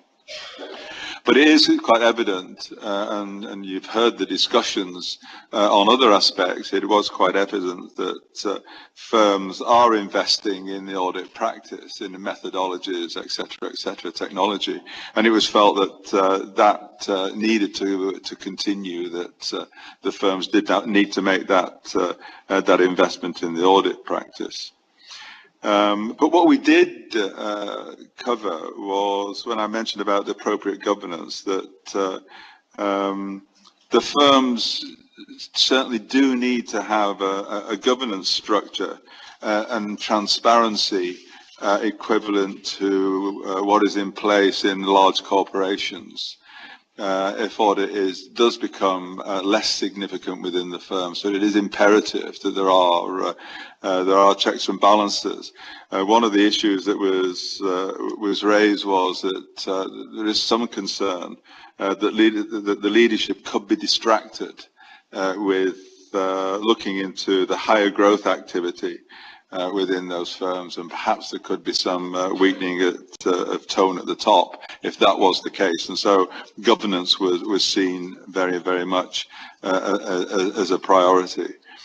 There was some concern expressed about data security, and we heard that on the technology discussion as well. And will audit client data and information be used by the consulting practice? But when we did discuss that in a little more depth, the practitioners certainly felt that client confidentiality and protection of data was central to a firm's activities. So it basically was the day job. That is what they are protectors of information, because within an audit, as Pratt mentioned, that everything is open for the auditors, and so it wasn't felt that that was such a major concern. There have been concerns expressed with regard to quality partners and staff transferring from the audit function into advisory, and whether that was an issue, because there's rarely movement the other way. And so was there a talent drain within the firms from audit to advisory, which in itself could cause a reduction in quality. And in my introduction, in some of the research that we'd looked at, it was put forward that partner attrition was a significant issue, but one of the practitioners did actually do some research before arriving at the SAG meeting, and that the evidence of that wasn't in that firm didn't back up that comment. But it was overall. Reputation is paramount within accounting firms, and it was felt that the firms, irrespective of whether they have strong consulting practices or not, do in fact want to protect that reputation, and therefore they do everything they possibly can with regard to protection of data and ensuring auditor independence is at the forefront of the firm's activities. So there was some reassurance with regard to that. We then looked at the relevance of audit, and we did discuss assurance on non-GAAP measures. It was stated, which was a surprise to me, but it was stated that investors often are unaware whether the information is audited or not. And we've had a lot of debate about non-GAAP and assurance on non-GAAP, and so that did surprise me a little that was the case. But it was also mentioned that one of the concerns that investors have, and it'll be interesting to see what investors have to say about this, or other investors, that having assurance on non-GAAP measures actually could slow the process down and therefore make the information less pertinent and informative, because it would be later. But it was also confirmed that, again, going back to reputation, that the firms do more than just read and consider the information when they're looking at this, but even if they don't issue a report. So it was this part of the discussion. It was on the one hand this, and on the one hand that, and I think it really we'll leave it to the discussion that Doug had in his session.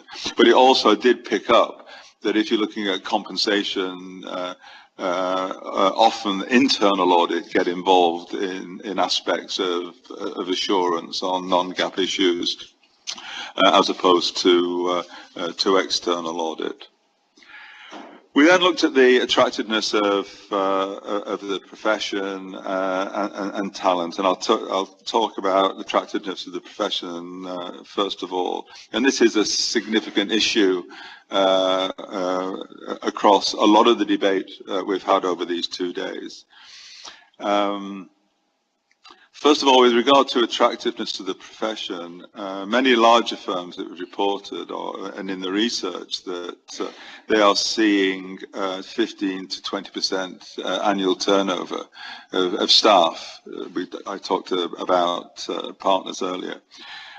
Some see that as a positive, some see that as a negative, and I'll leave you to discuss whether it is. But it was absolutely clear that more work is required to ensure that audit is seen as an attractive career.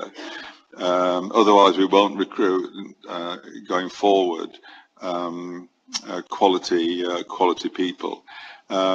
It was stated that the use of technology does take away a lot of the mundane activities from an audit, and therefore improves the opportunity for interesting work. In the UK, it is evidence is that the auditor reporting model is improving the engagement of audit staff in the audit and shows the audit is more relevant. So I hope that is shown in the same way in the US. One thing that did come out, and that we come back to the millennials again, because in my introduction I did say that we're now going to be starting recruiting people who were born in this century.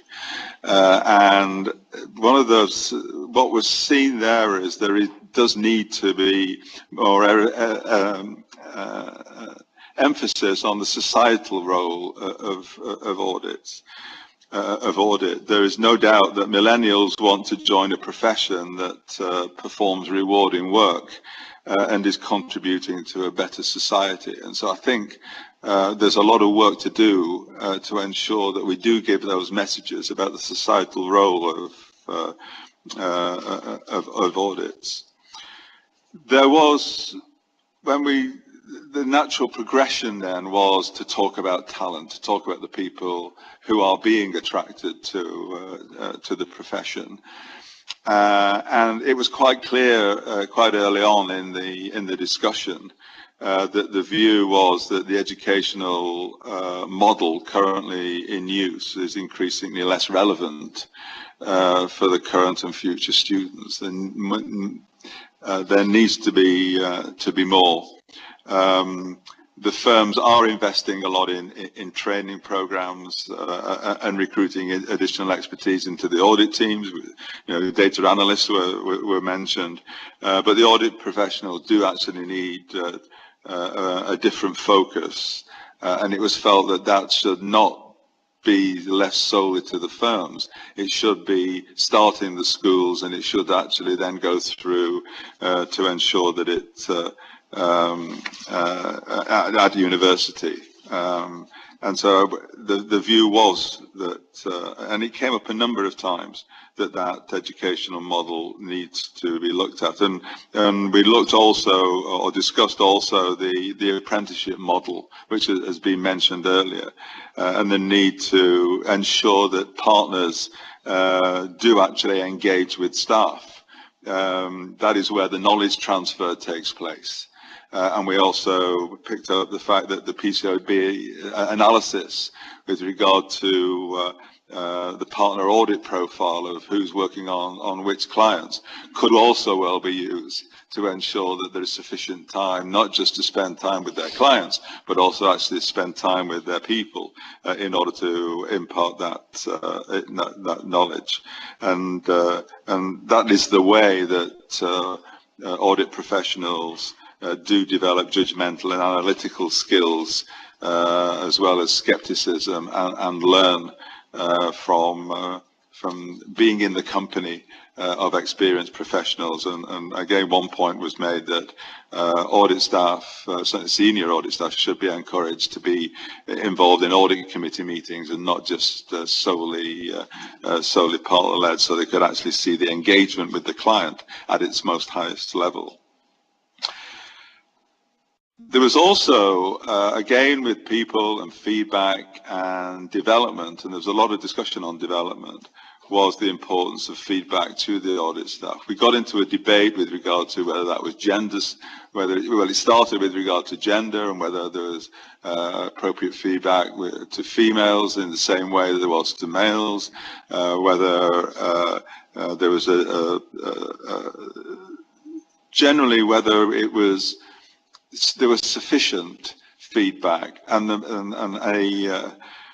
an example was raised where when somebody had analysed a male and female input, it was felt that the males invariably, because they got additional or more focused feedback, then their development was greater.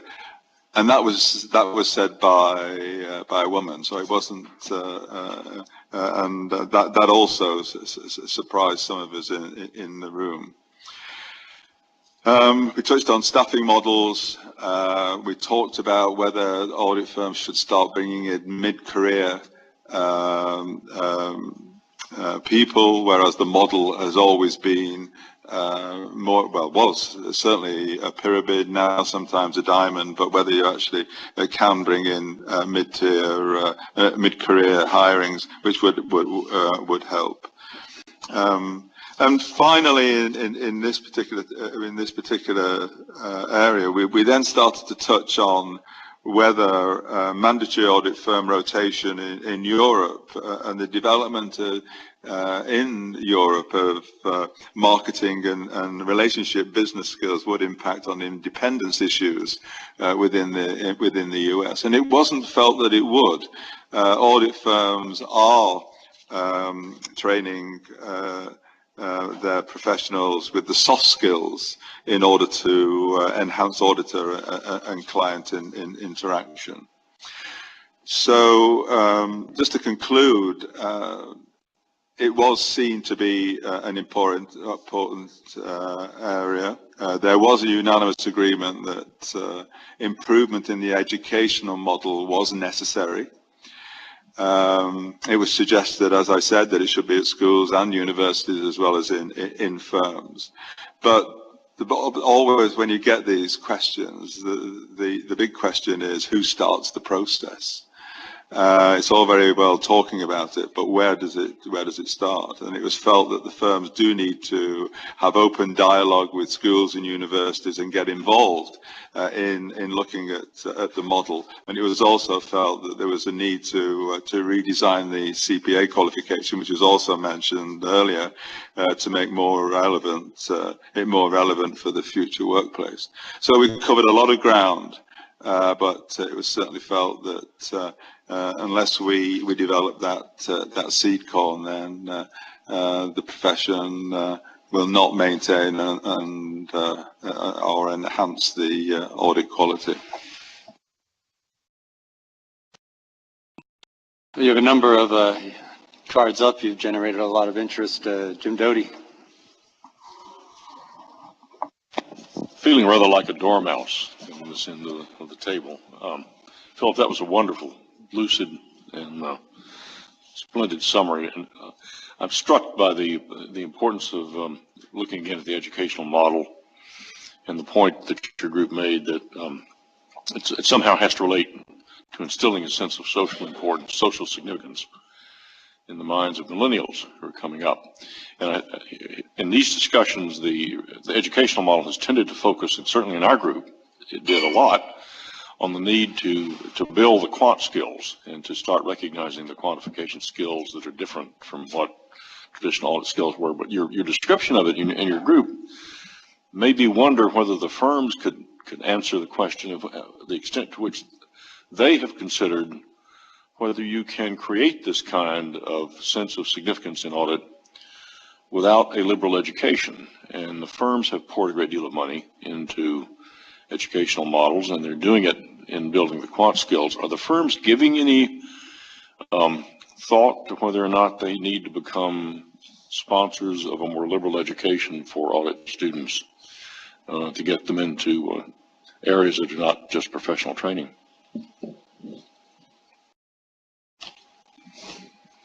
I mean, they may disagree with the assumption. Well, in one of the discussions I had outside the meeting, and actually this morning, that very point was raised, that it was felt that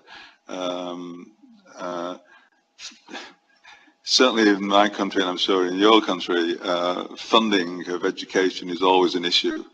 And it was felt that perhaps there does need to be some support from the profession, whether it's the firm, well, it can only come from the firms ultimately, into changing that model. I don't know whether any of the three practitioners in the room want to make any comment. I'm not necessarily asking you to put a pledge to fund education, but any views on education, because it was actually something that was quite widely discussed in our group, and I've also heard that it was also discussed elsewhere in other groups, that they started to touch on the education and the education model. Yeah, Sullivan. Well, first of all, Philip, thank you for the summary. That was great. And Chairman Doty, it's an interesting question. I don't have an answer. I feel like one of the academics. I don't have an answer to that question, but I do have an opinion. So we're lucky that that's still here.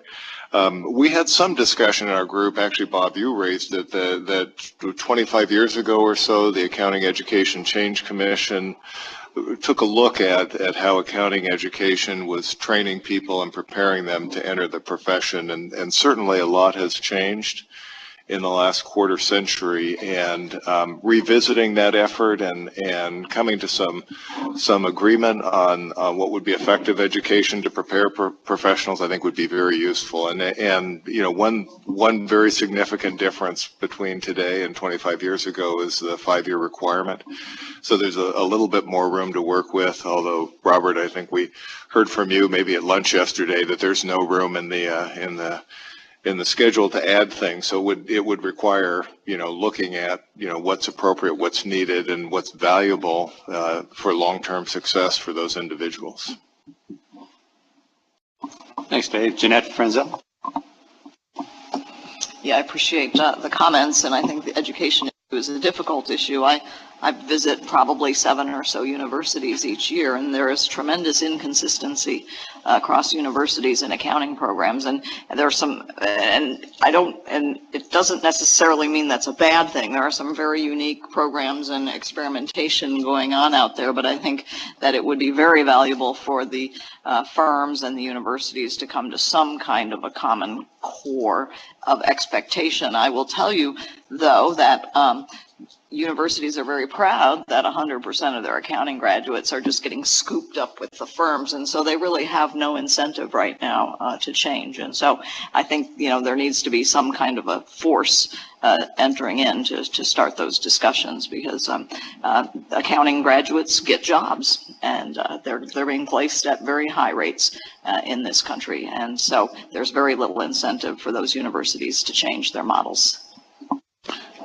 That probably is, almost certainly is the case, and I know we've seen that in the UK. Somebody mentioned again this morning that when people have been asked, are the graduates coming into the firm appropriate, do they feel it? And it wasn't anybody in the group that I was in. Did they actually believe that it was the right, they had the right qualifications to do the job of today and going forward? And the answer was no. Well, if the answer is no, then from my perspective, it's incumbent on the firms to ensure that that is the case. Yes, you want accounting graduates, but it makes the process an awful lot easier if they've got the skills that you're looking for at the time of recruitment. I don't know whether David wants to say anything on this. No? Yes? No, I mean, I think, just thinking about when I graduated college, I took one course in auditing, right? And I'm not sure it's really changed probably since that time. I mean, in terms of the amount of auditing that comes in. So it is up to the firms to develop, this talent. And I do think it's a broader skill set than just accounting. It's more about structured thinking, communication. Those are really critical skills that we need here.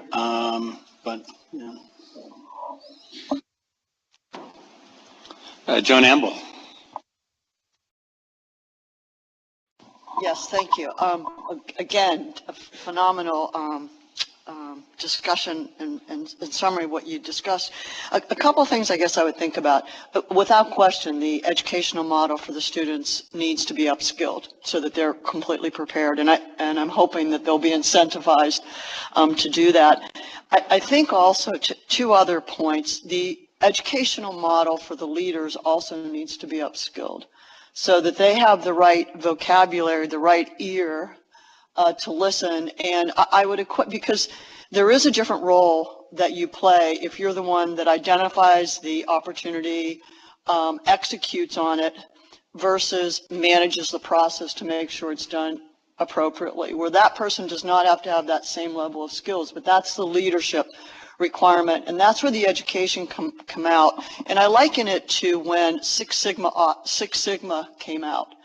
And when Six Sigma first came out, the big challenge was you had people on the ground, the people with whatever the vernacular was, green belts, black belts, knew how to execute, but the leaders needed to make sure that they understood how to manage it so that the element, the whole control function, et cetera, that went along with the Six Sigma model was executed appropriately. And that's a very different skill set. I see this as very much the same. And so it gets me into also a change in the leadership model as well.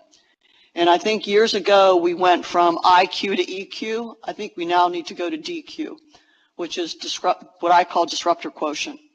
And because we can squelch a lot of ideas if we're not open-minded to something that just sounds so bizarre and out of character.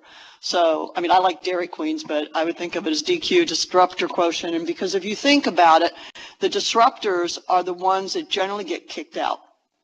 And I think it's the dark side to the notion that everything has to be, which is a good thing to have strong relationships.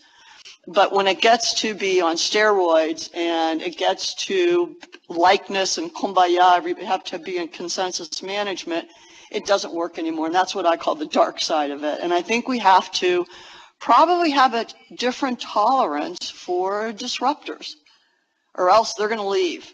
And that's tough because the body wants to reject that different organ. And, I'm not sure I know how to fix that, but I know I have seen plenty of disruptors that have had to leave, and it's too bad. And so I guess I think about that because this is just so different in terms of what can come up from a data science and data analytics that's just so foreign to those of us in our generation. Anyway, my 2 cents. And Ken Goldman. Thanks. Yeah, I found that presentation as well. I guess everyone has said that now was quite interesting. It's funny, as I thought about it, it's really more comments. I see a juxtaposition in that many of the big four are always rated as the best places to work. And yet, I see the attrition rising. I see from my own perspective, people I know, them leaving the profession because of the work-life balance. And it gets me to the comment that I heard earlier about tone in the middle. And I think people coming into the profession really excited, and partners are really excited because they like their work. But I think there's a lot of issues in the middle. And I think that's where there ought to be some time spent is how do you manage that process? People starting to create families and so forth, and that work-life balance. So I would put a lot of emphasis on that because I think attracting people the profession versus, when we went through the 10 years ago and all the issues then when the profession wasn't as well respected. I think that there's tremendous respect for the profession. But then the question is when you get in, they look at that versus now, say, working for a tech company in finance, and that's more appealing and so forth. So I would say that's something to be looked at. A couple of points I would make, in my opinion, I think Many of the firms have retirement ages around 60. I wonder if that's still relevant in today's age. Maybe as I get older, but I'm not in the accounting profession. But I do wonder whether you're losing some of the best people and the best experience. And the same issue, and I know this is probably beyond the scope of this committee, but I've often felt that 5-year rotation of partners is not very helpful either, and creates a lot of churn in the profession. And I would say that, so the last thing I'd say, it'd be great if we could, with all the thoughts that you have, find a way to boil it down into some of the actionable items that we could really take and say, these are things that we really think we should go forward and try to address. Anyway, those are my comments. Well, there's a lot of people around the table that agree with you that 60 is too young to retire, so.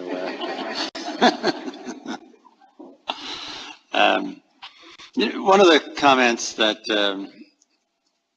came up at the discussions I heard yesterday was about the relevance of audit, the greater reliance that investors continue to play on periodic reporting, periodic financial and non-financial data that comes out.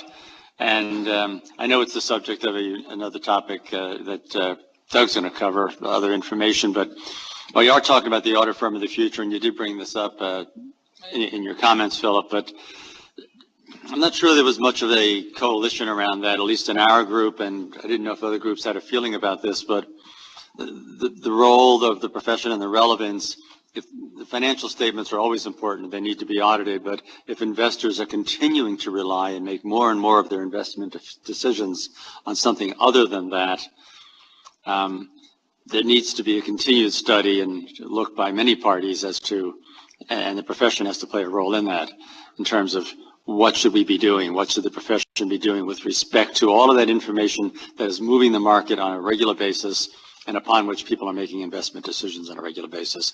I don't know if you want to say anything more about that based upon what you heard in your group or coalitions from other groups. But yeah, I'll just touch on it a little bit, Martin, because I did mention it in the group that it is, when I was president of the European Federation of Accountants, we did, this is going back now 4 or 5 years, no, 5 or 6 years, we did actually start to address this issue about assurance, and it was the level of assurance as well. And one of the confusion, people don't understand reasonable assurance with regard to audits.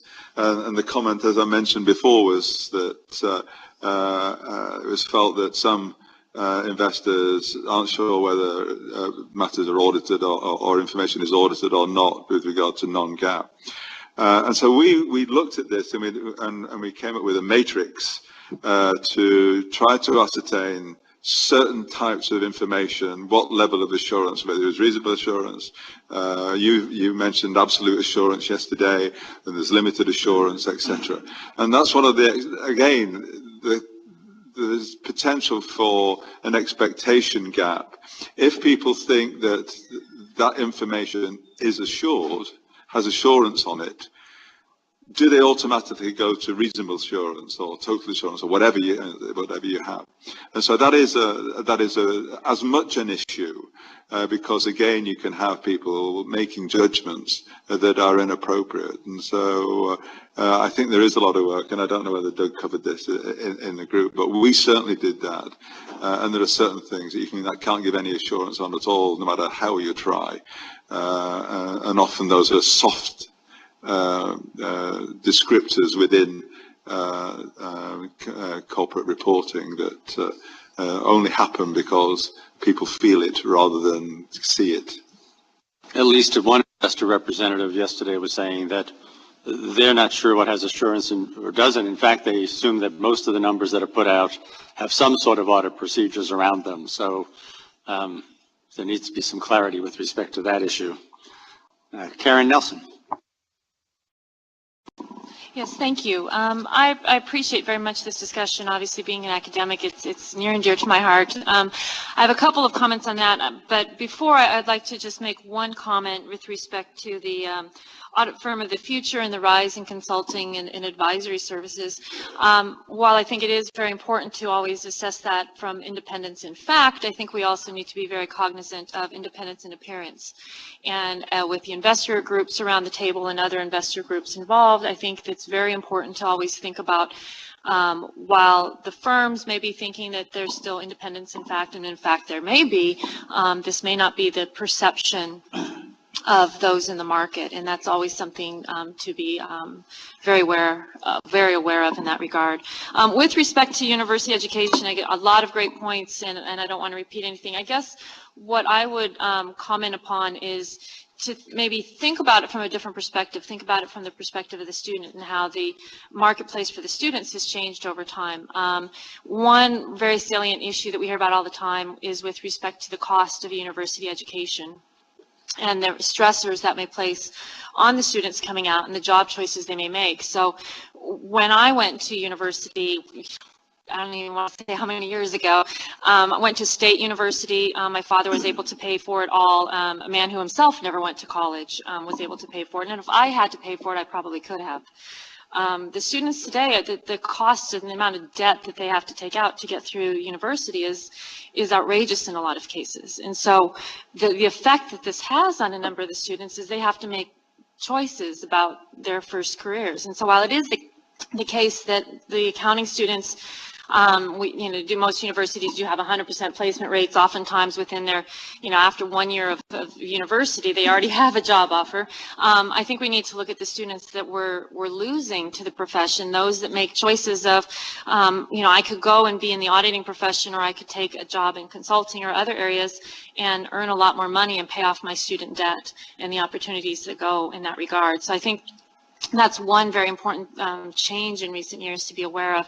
I think the other thing to be aware of is that universities themselves, we only get the students that come in to our programs and express an interest. And a lot of times students these days, especially, I think, they've already made choices before they even walk in the door as a freshman. And so when we think about students that have interest and capabilities, for example, in data analytics, are we even getting them in our programs because they've already decided to go into computer programming and computer engineering, something else? So I think this is something as a profession to struggle with in terms of how do we very well here understand the needs for those skill sets in our profession. I'm not sure that's yet salient, and the students themselves are aware of that. So I think we need to think beyond just the university education, but K through 12, how do we make it with students aware that this is a career path and something available to them before they even step foot into the university? Thanks, Karen. And Robert Neckel, I think you'll have the final word on this topic. First of all, I want to follow up on what Ken said. I happen to agree with you that we lose a lot of talent from the firm side when you make mandatory retirement. But let's finish the circle. We may solve the whole problem by putting mandatory retirement on tenured professors and allowing that new blood coming into the professorate along the way too. But let me talk to, I want to say something about education because, University of Florida, which by the way is cheap. If you're in-state student, it's $5,000 a year. Everybody's gonna move to Florida now. But we get very good students in the state at the University of Florida, and I see that in order for this to work for them entering the profession, there's 4 links that have to work. The link between education and training and job satisfaction or job experience, and also you have to throw in the link with professional requirements. Now, we kind of made the decision to ignore the link with professional requirements. We don't care about the CPA exam. Our students are going to pass or they're not because they're smart. But one thing I do see is as we have begun to recognize we don't have a monopoly in this Fisher School of Accounting on the skill set that's needed for auditors. And so we've reached out. But that's created another problem with other links because now where does education stop? Where does training start? And then how does all this flow into their job experience in the first couple of years? And we don't think we're educating people to be a staff accountant. We think we're educating people for long-term careers. But then they hit the reality of their first-year assignments are basically ticking and bashing Section 404 work. This has to be done. But I think if this kind of discussion leads to a dialogue between the firms and the universities again to reassess what it is that we can do from our own comparative advantages, this is good. The white paper that led to the Education Change Commission led to a lot of changes.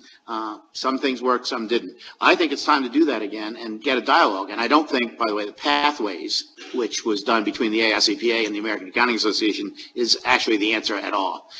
So it may be time for us to be having that dialogue again, because the skill set is clearly expanding and higher level than has been in the past.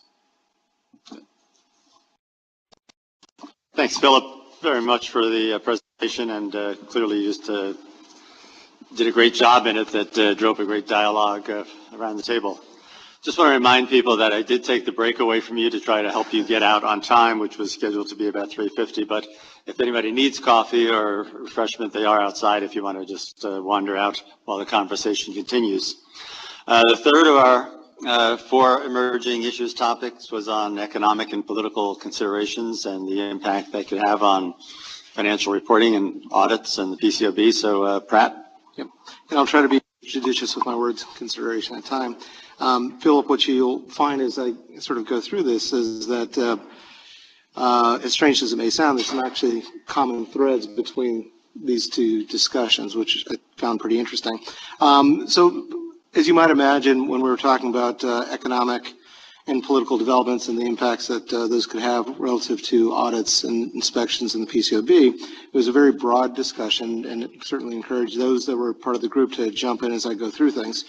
The first part of the discussion we sort of got into was, the last financial crisis, and that lots of the issues that we saw then, continue to be ones that are out there in terms of valuation challenges, provisioning for credit losses, understanding complex instruments, and the judgments that are required in terms of a variety of areas, including evaluating internal controls and material weaknesses. So we spent a lot of time just talking about the last crisis and some of the learnings there. And I would say there were relatively mixed views with regard to, are we in a better place today having gone through that or not? Because I think a lot of the things, for instance, in the credit markets and so forth, continue to be issues. We walked through a number of these areas in particular just to sort of work through some examples. And just to give you a sense of those, we talked about a scenario where you've got an extended long-term growth rate, low long-term growth rate, and the pervasive effects that could have with regard to fraud, aggressive accounting practices, and the like. We talked about sharp changes in oil prices and, of course, the valuation issues and other issues that could arise there. Business model changes, and what are the implications on an audit? And which brings up another topic, which is, when are some of these topics business issues versus audit issues, and when do you cross the line from sort of one to the other? And that's part of the judgment that's required there. And I'll talk about that in a little bit later. We talked about areas like asset retirement obligations, where you can have drastic changes in those valuations on a year-to-year basis when some of these issues happen. And so that begs the question with regard to, well, how good are we today with regard to our sensitivity analysis and so forth with regard to the valuations that are made, in current times. We covered a number of discussion topics with regard to, well, what are the most significant risks that we need to consider? So if you think about the list that we had, all those bullet points, well, what are the top 2 or 3? And, we came to a common view, which is that there really isn't any 1 or 2 or 3 of those that are any worse than any others. In fact, each company is going to have its own set of risks, and the auditors going to need to consider that and respond throughout the course of the audit, which of course brings about the need to have judgment. And I'll talk about judgment here in just a little bit more detail. I talked about business risks, audit risks. We talked about the distinction between when do you have a business failure or a portion of the business that fails, and when does that translate into an audit failure? And, you know, are they synonymous? Are they two distinct things? But, you know, certainly an area that we spent some time talking about. We were clear that management at the end of the day is accountable for making the initial assessment with regard to any of these matters as they manifest themselves, and that the auditor's responsibility is to make an independent, objective determination and adjust their procedures accordingly. But management, you know, ideally through the ERM process, is the one that's making that initial determination, and then again the auditor will act accordingly. We spent some time talking about those assertions, valuations, measurements that are affected by a forward view. So deferred tax asset, APB, if I can say that correctly, 23 assertions, asset valuations, and a number of other areas we can sort of imagine that are based on management's outlook with regard to uncertainties and how they expect the future to play out. And so when you have these periods of uncertainty, questions to ask would be, how far out can management really look and have solid ground, solid footing to make their determinations? Can they make and sustain long-term views of areas like demand, you know, what's going on in the credit markets and so forth? So that was certainly part of the dialogue. One of the things that I think that was unique, certainly in today's times, and we talked about a bit, was just the volume of items that's going on, you know, the Twitter feeds and just the constant news cycles and so forth. And so how do you differentiate those? And in fact, when you have several of those happening at the same time, are we in the profession, and that goes all the way from issuer through inspector on the PCAOB side, what's the capacity we have in this profession to deal with these things, particularly in light of some of the discussions we had around people?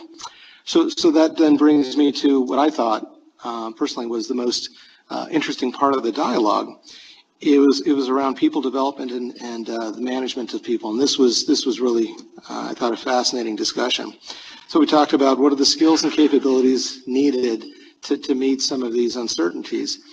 We talked about education and training. Robert educated us about the distinction between university education and the training that's provided by the firms, and that both are critical, and that there is a need for greater specialized skills, valuation, data science, actuarial estimates. We also talked about the fact that the traditional firm structure is changing. So the comment was made earlier about the pyramid structure is becoming more of a diamond. And so the question I have in my mind is, well, what happens when you get to the bottom of that diamond? How are those individuals trained appropriately and so forth to make the judgments that they need? And, you know, and I think the crux of the discussion gets to sort of this next point, which is, how do you develop the critical reasoning skills to equip the auditors to understand the key drivers of management behavior, management actions, and how to, in fact, adjust the audit plan to react? And we had a broad open dialogue around the table with regard to, do we think that people younger in the profession are getting the skills and capabilities with regard to, you know, critical reasoning skills, the judgments and so forth, and, you know, are they getting the exposures that they need, akin to sort of the apprenticeship discussion? How are they going to get those exposures and so forth? Because a lot of this is just through a bit of trial and error and learning over the course of time. If they're not exposed to these things, how can they possibly be ready to take on some of the challenges that we laid out in terms of the economic political developments? So lots of discussion, I would say, on that, but we seemed to bottom out on the fact that critical reasoning, judgment skills were the most critical in light of any of these items. And there were several views, and I found this a bit troubling. Several views that with the changes in the profession that we've been talking about, that we aren't actually developing these skills. And there's a lot of concern around the table. Well, how do we actually then develop these skills? We seem to have a gap. And how are we going to deal with that? And when does that gap hit us? And so I'll leave it for others in the group to jump in. But for me, that was sort of the most kind of jaw-dropping part of the dialogue was, you know, do we have the right people? Are we developing the right skills and so forth to deal with some of the issues that we talked about? And I'll leave my comments there. The AICPA updates its CPA exam about every 5 years. And so what the to a large extent, although Robert, you sort of denied this a second ago, I think to a large extent, what is tested is what is taught. And so a lot of those things you talk about and the needs for different types of skills going forward be a function of the extent to which those are changed. We gave a lot of input to the exam last year in terms of the need for more emphasis around technological skills, the need for more critical thinking skills. And the exam did change quite a bit from more of a question and answer approach to problem solving, and much more of an analytical type of skills are being tested right now. So I think the exam has to continue to move in a way in which it drives the type of needs for the profession, but also the type of things that how education will change. Again, you teach what is tested. So that's one important factor. I just have one other question. Did anybody think in any of the in your session about the need for any guidance for us at this point in time for auditors? Sometimes in the past we've issued practice alerts about audit considerations in a particular type of environment, 2008 financial crisis, for instance, things like that. Was there any discussion of a need for any kind of guidance or activities from the PCAOB right now? I invite others to jump in who are part of the group, but we didn't get into a long dialogue about that. I think it was sort of assumed that as each of these items sort of manifests itself, that it would be appropriate to put out some of these sort of alerts. And you know, again, we tied it back to a lot of the learnings from 2009, 2010, and some of the experiences from then. Thanks. Jean Joy? Thank you. With regard to that question, I was in the group, and I think we were generally comfortable that the current planning and risk assessment standards were appropriate and that they allowed for the assessment of each of these individual occurrences as they occurred. So I don't think we saw an outright need for a change in standards to address some of these issues. Or a need for an alert in that the subsequent risk assessment standards that are now effective are doing a good job in bringing auditors to think about what the current risks are and addressing that as part of their audit. Essentially what you're saying. That's right. That seemed to be the consensus, and to the extent that, as has happened historically, if there is something very specific that people think guidance needs to be put out, you always have that opportunity. But the standards as of now, we didn't identify an issue today that we said there should be some type of alert put out for that specific situation. Thanks, Jean. Okay, Pratt, thanks very much for that summary. And Doug, the final topic dealt around a couple of our research issues, the other information question and what should the auditor's role be, as well as non-compliance with laws and regulations, and should auditors, our study of that is, should auditors have a different role? And you led that discussion, so we're interested in that feedback. Yeah. Thank you, Marty. And Pratt, you can be dismissed when you want. He's told me his car is outside, so he's going to leave in the middle of this. We actually did two things. One is we addressed the topic that Marty just mentioned, but then we got a bonus, and the bonus was that we were asked, are there other considerations that the PCAOB should look at in the future? So at the end of this, I will mention 5 of those things. The first thing we looked at are non-GAAP measures, KPIs such as bookings, backlog, and subscribers, as well as ESG, environmental, social, and governance reporting. Clearly, investors are driving the use of all of these different measures, so there's certainly some interest there. The PCAOB has actually kicked off both of these topics of non-GAAP measures as a research area. So our added value as a group was to suggest things that they could research as part of there. So we identified really five issues. The first is, should there be a framework? And if so, what should that be? Secondly, there's little transparency today with how numbers are derived. Should there be transparency? If so, what? Third, there's clearly no standardization or very little standardization. Should there be, and if so, what? We identified the fact that these non-GAAP measures are not simply things that are used in press releases and in talking with investors, but they can actually be find their way into incentive compensation as well as debt covenants. So debt covenants are typically established as a function of EBITDA, a non-GAAP measure with that. And bookings, for instance, often find their way into incentive compensation. So the risk there is that companies will manage to these numbers without some oversight.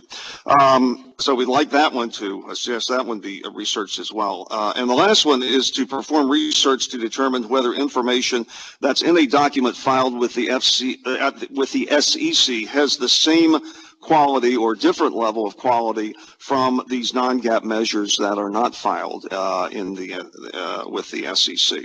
So those were 5 areas we had. We couldn't help ourselves, though, but we had to discuss, so what should be the auditor's role in the world of non-GAAP? And there was really one kind of overwhelming reason why we thought there should be, and then there are 5 reasons why we thought maybe there should not be.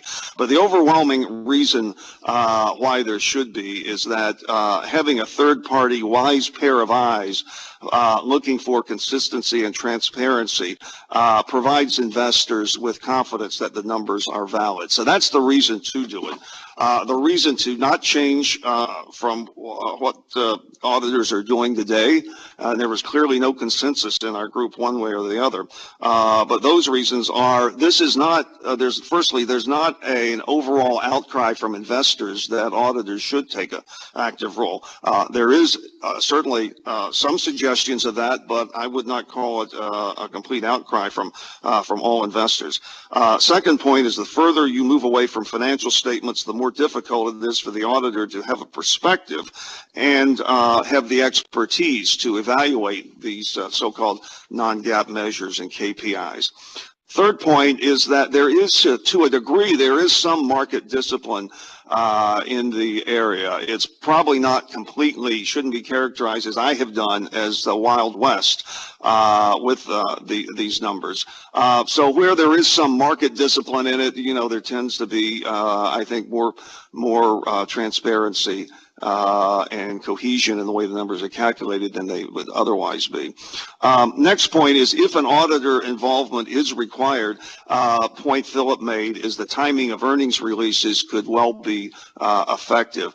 And lastly is that non-GAAP measures are reported more frequently than earnings numbers. So something like same-store sales are reported oftentimes weekly. Therefore, if auditor assurance is required, it creates something akin to a continuous audit function itself. So one of the possible solutions that that one of our members suggested, I understand this is kind of an old topic, but would actually be to have the FASB strengthen the requirements, or maybe it's the SEC strengthen the requirements that non-GAAP reconciliations, such as you find in the press releases, find their way into the 10Qs and the 10Ks. A word or two on ESG reporting. We felt that investors are not looking for an opinion, but there is a role for an auditor.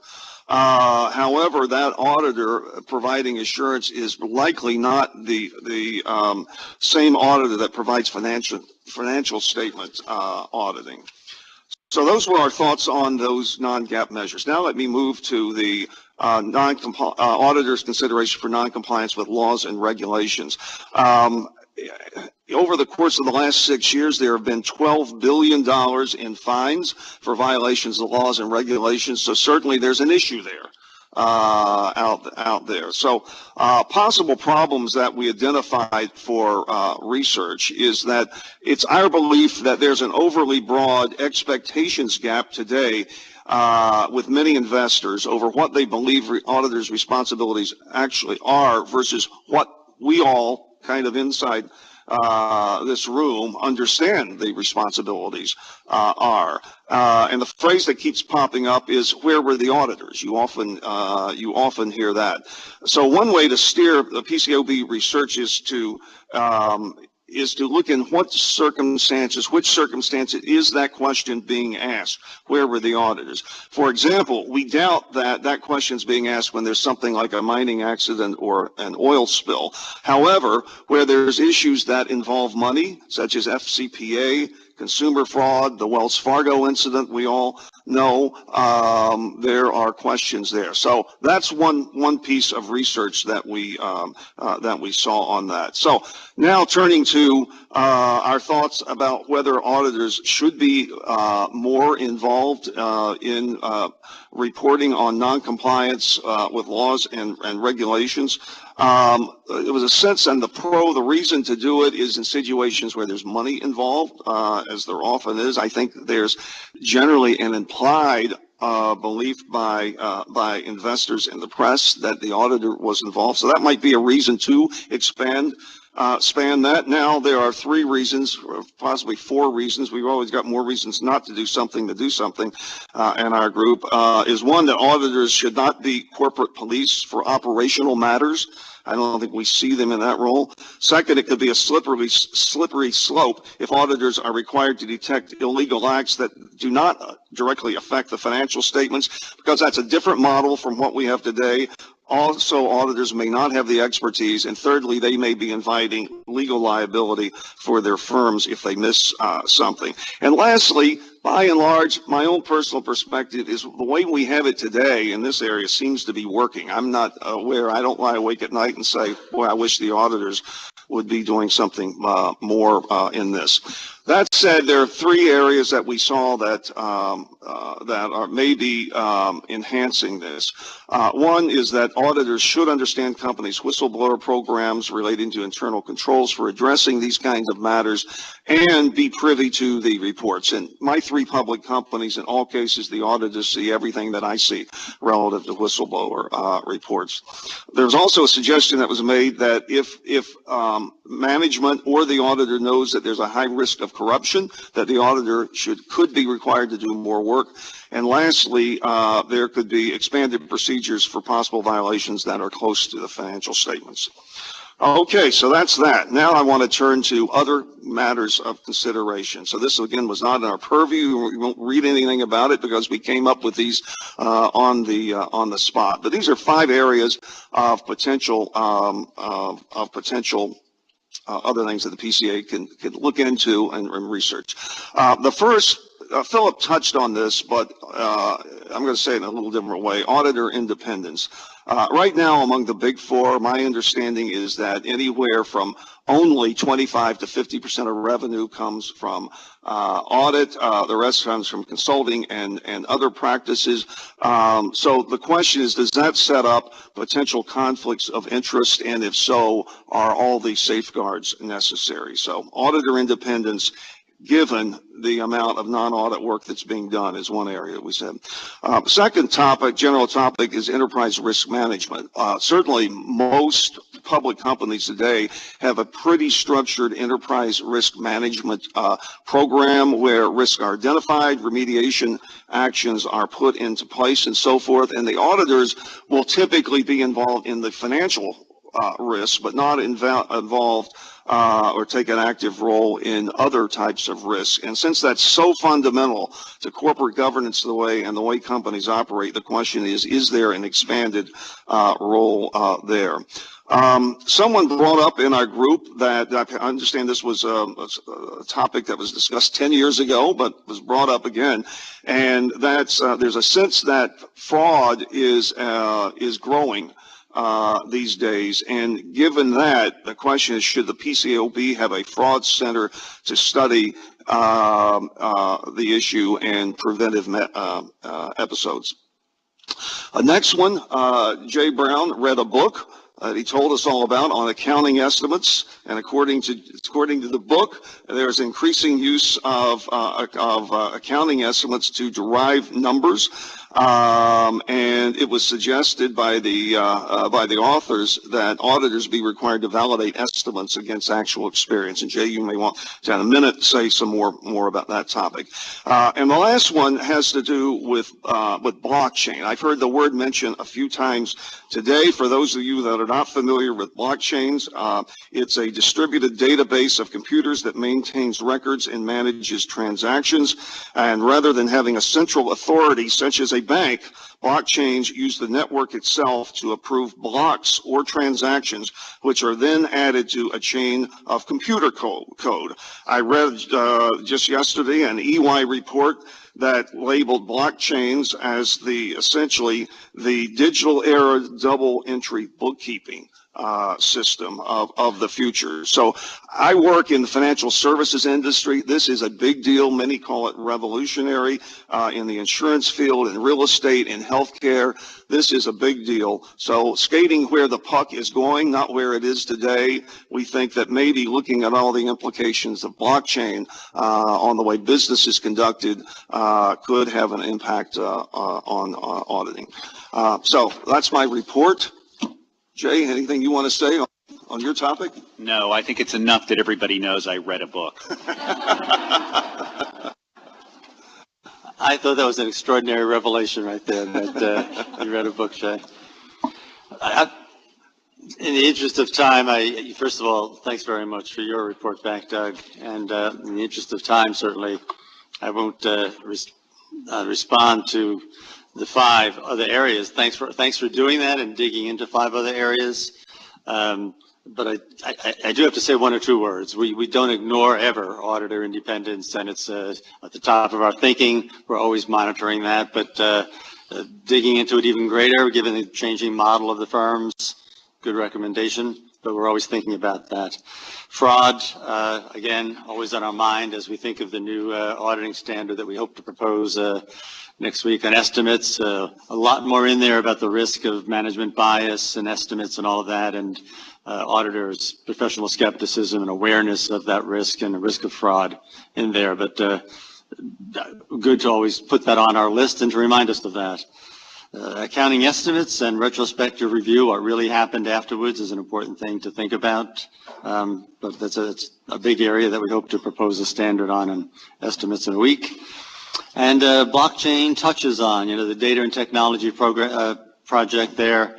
They're looking at where the puck is going. And so hopefully blockchain will be part of that, and we won't ignore that. Enterprise risk management is an interesting one. It sort of gets back to illegal acts in a sense, about how far does the auditor go in terms of the entire business that's taking place. But that's a really interesting one for us to think about in terms of what an auditor should be doing in that regard. There's probably lots of words all of us could be saying around all of those topics, as well as the report in general you gave back on non-GAAP and non-compliance with laws and regulations. I'm just looking for cards to see if anybody wants to make a additional comment on that, or any of those topics. I'm sensing that you're facing that 4 o'clock hour here, which is about 10 minutes past when we said we'd break.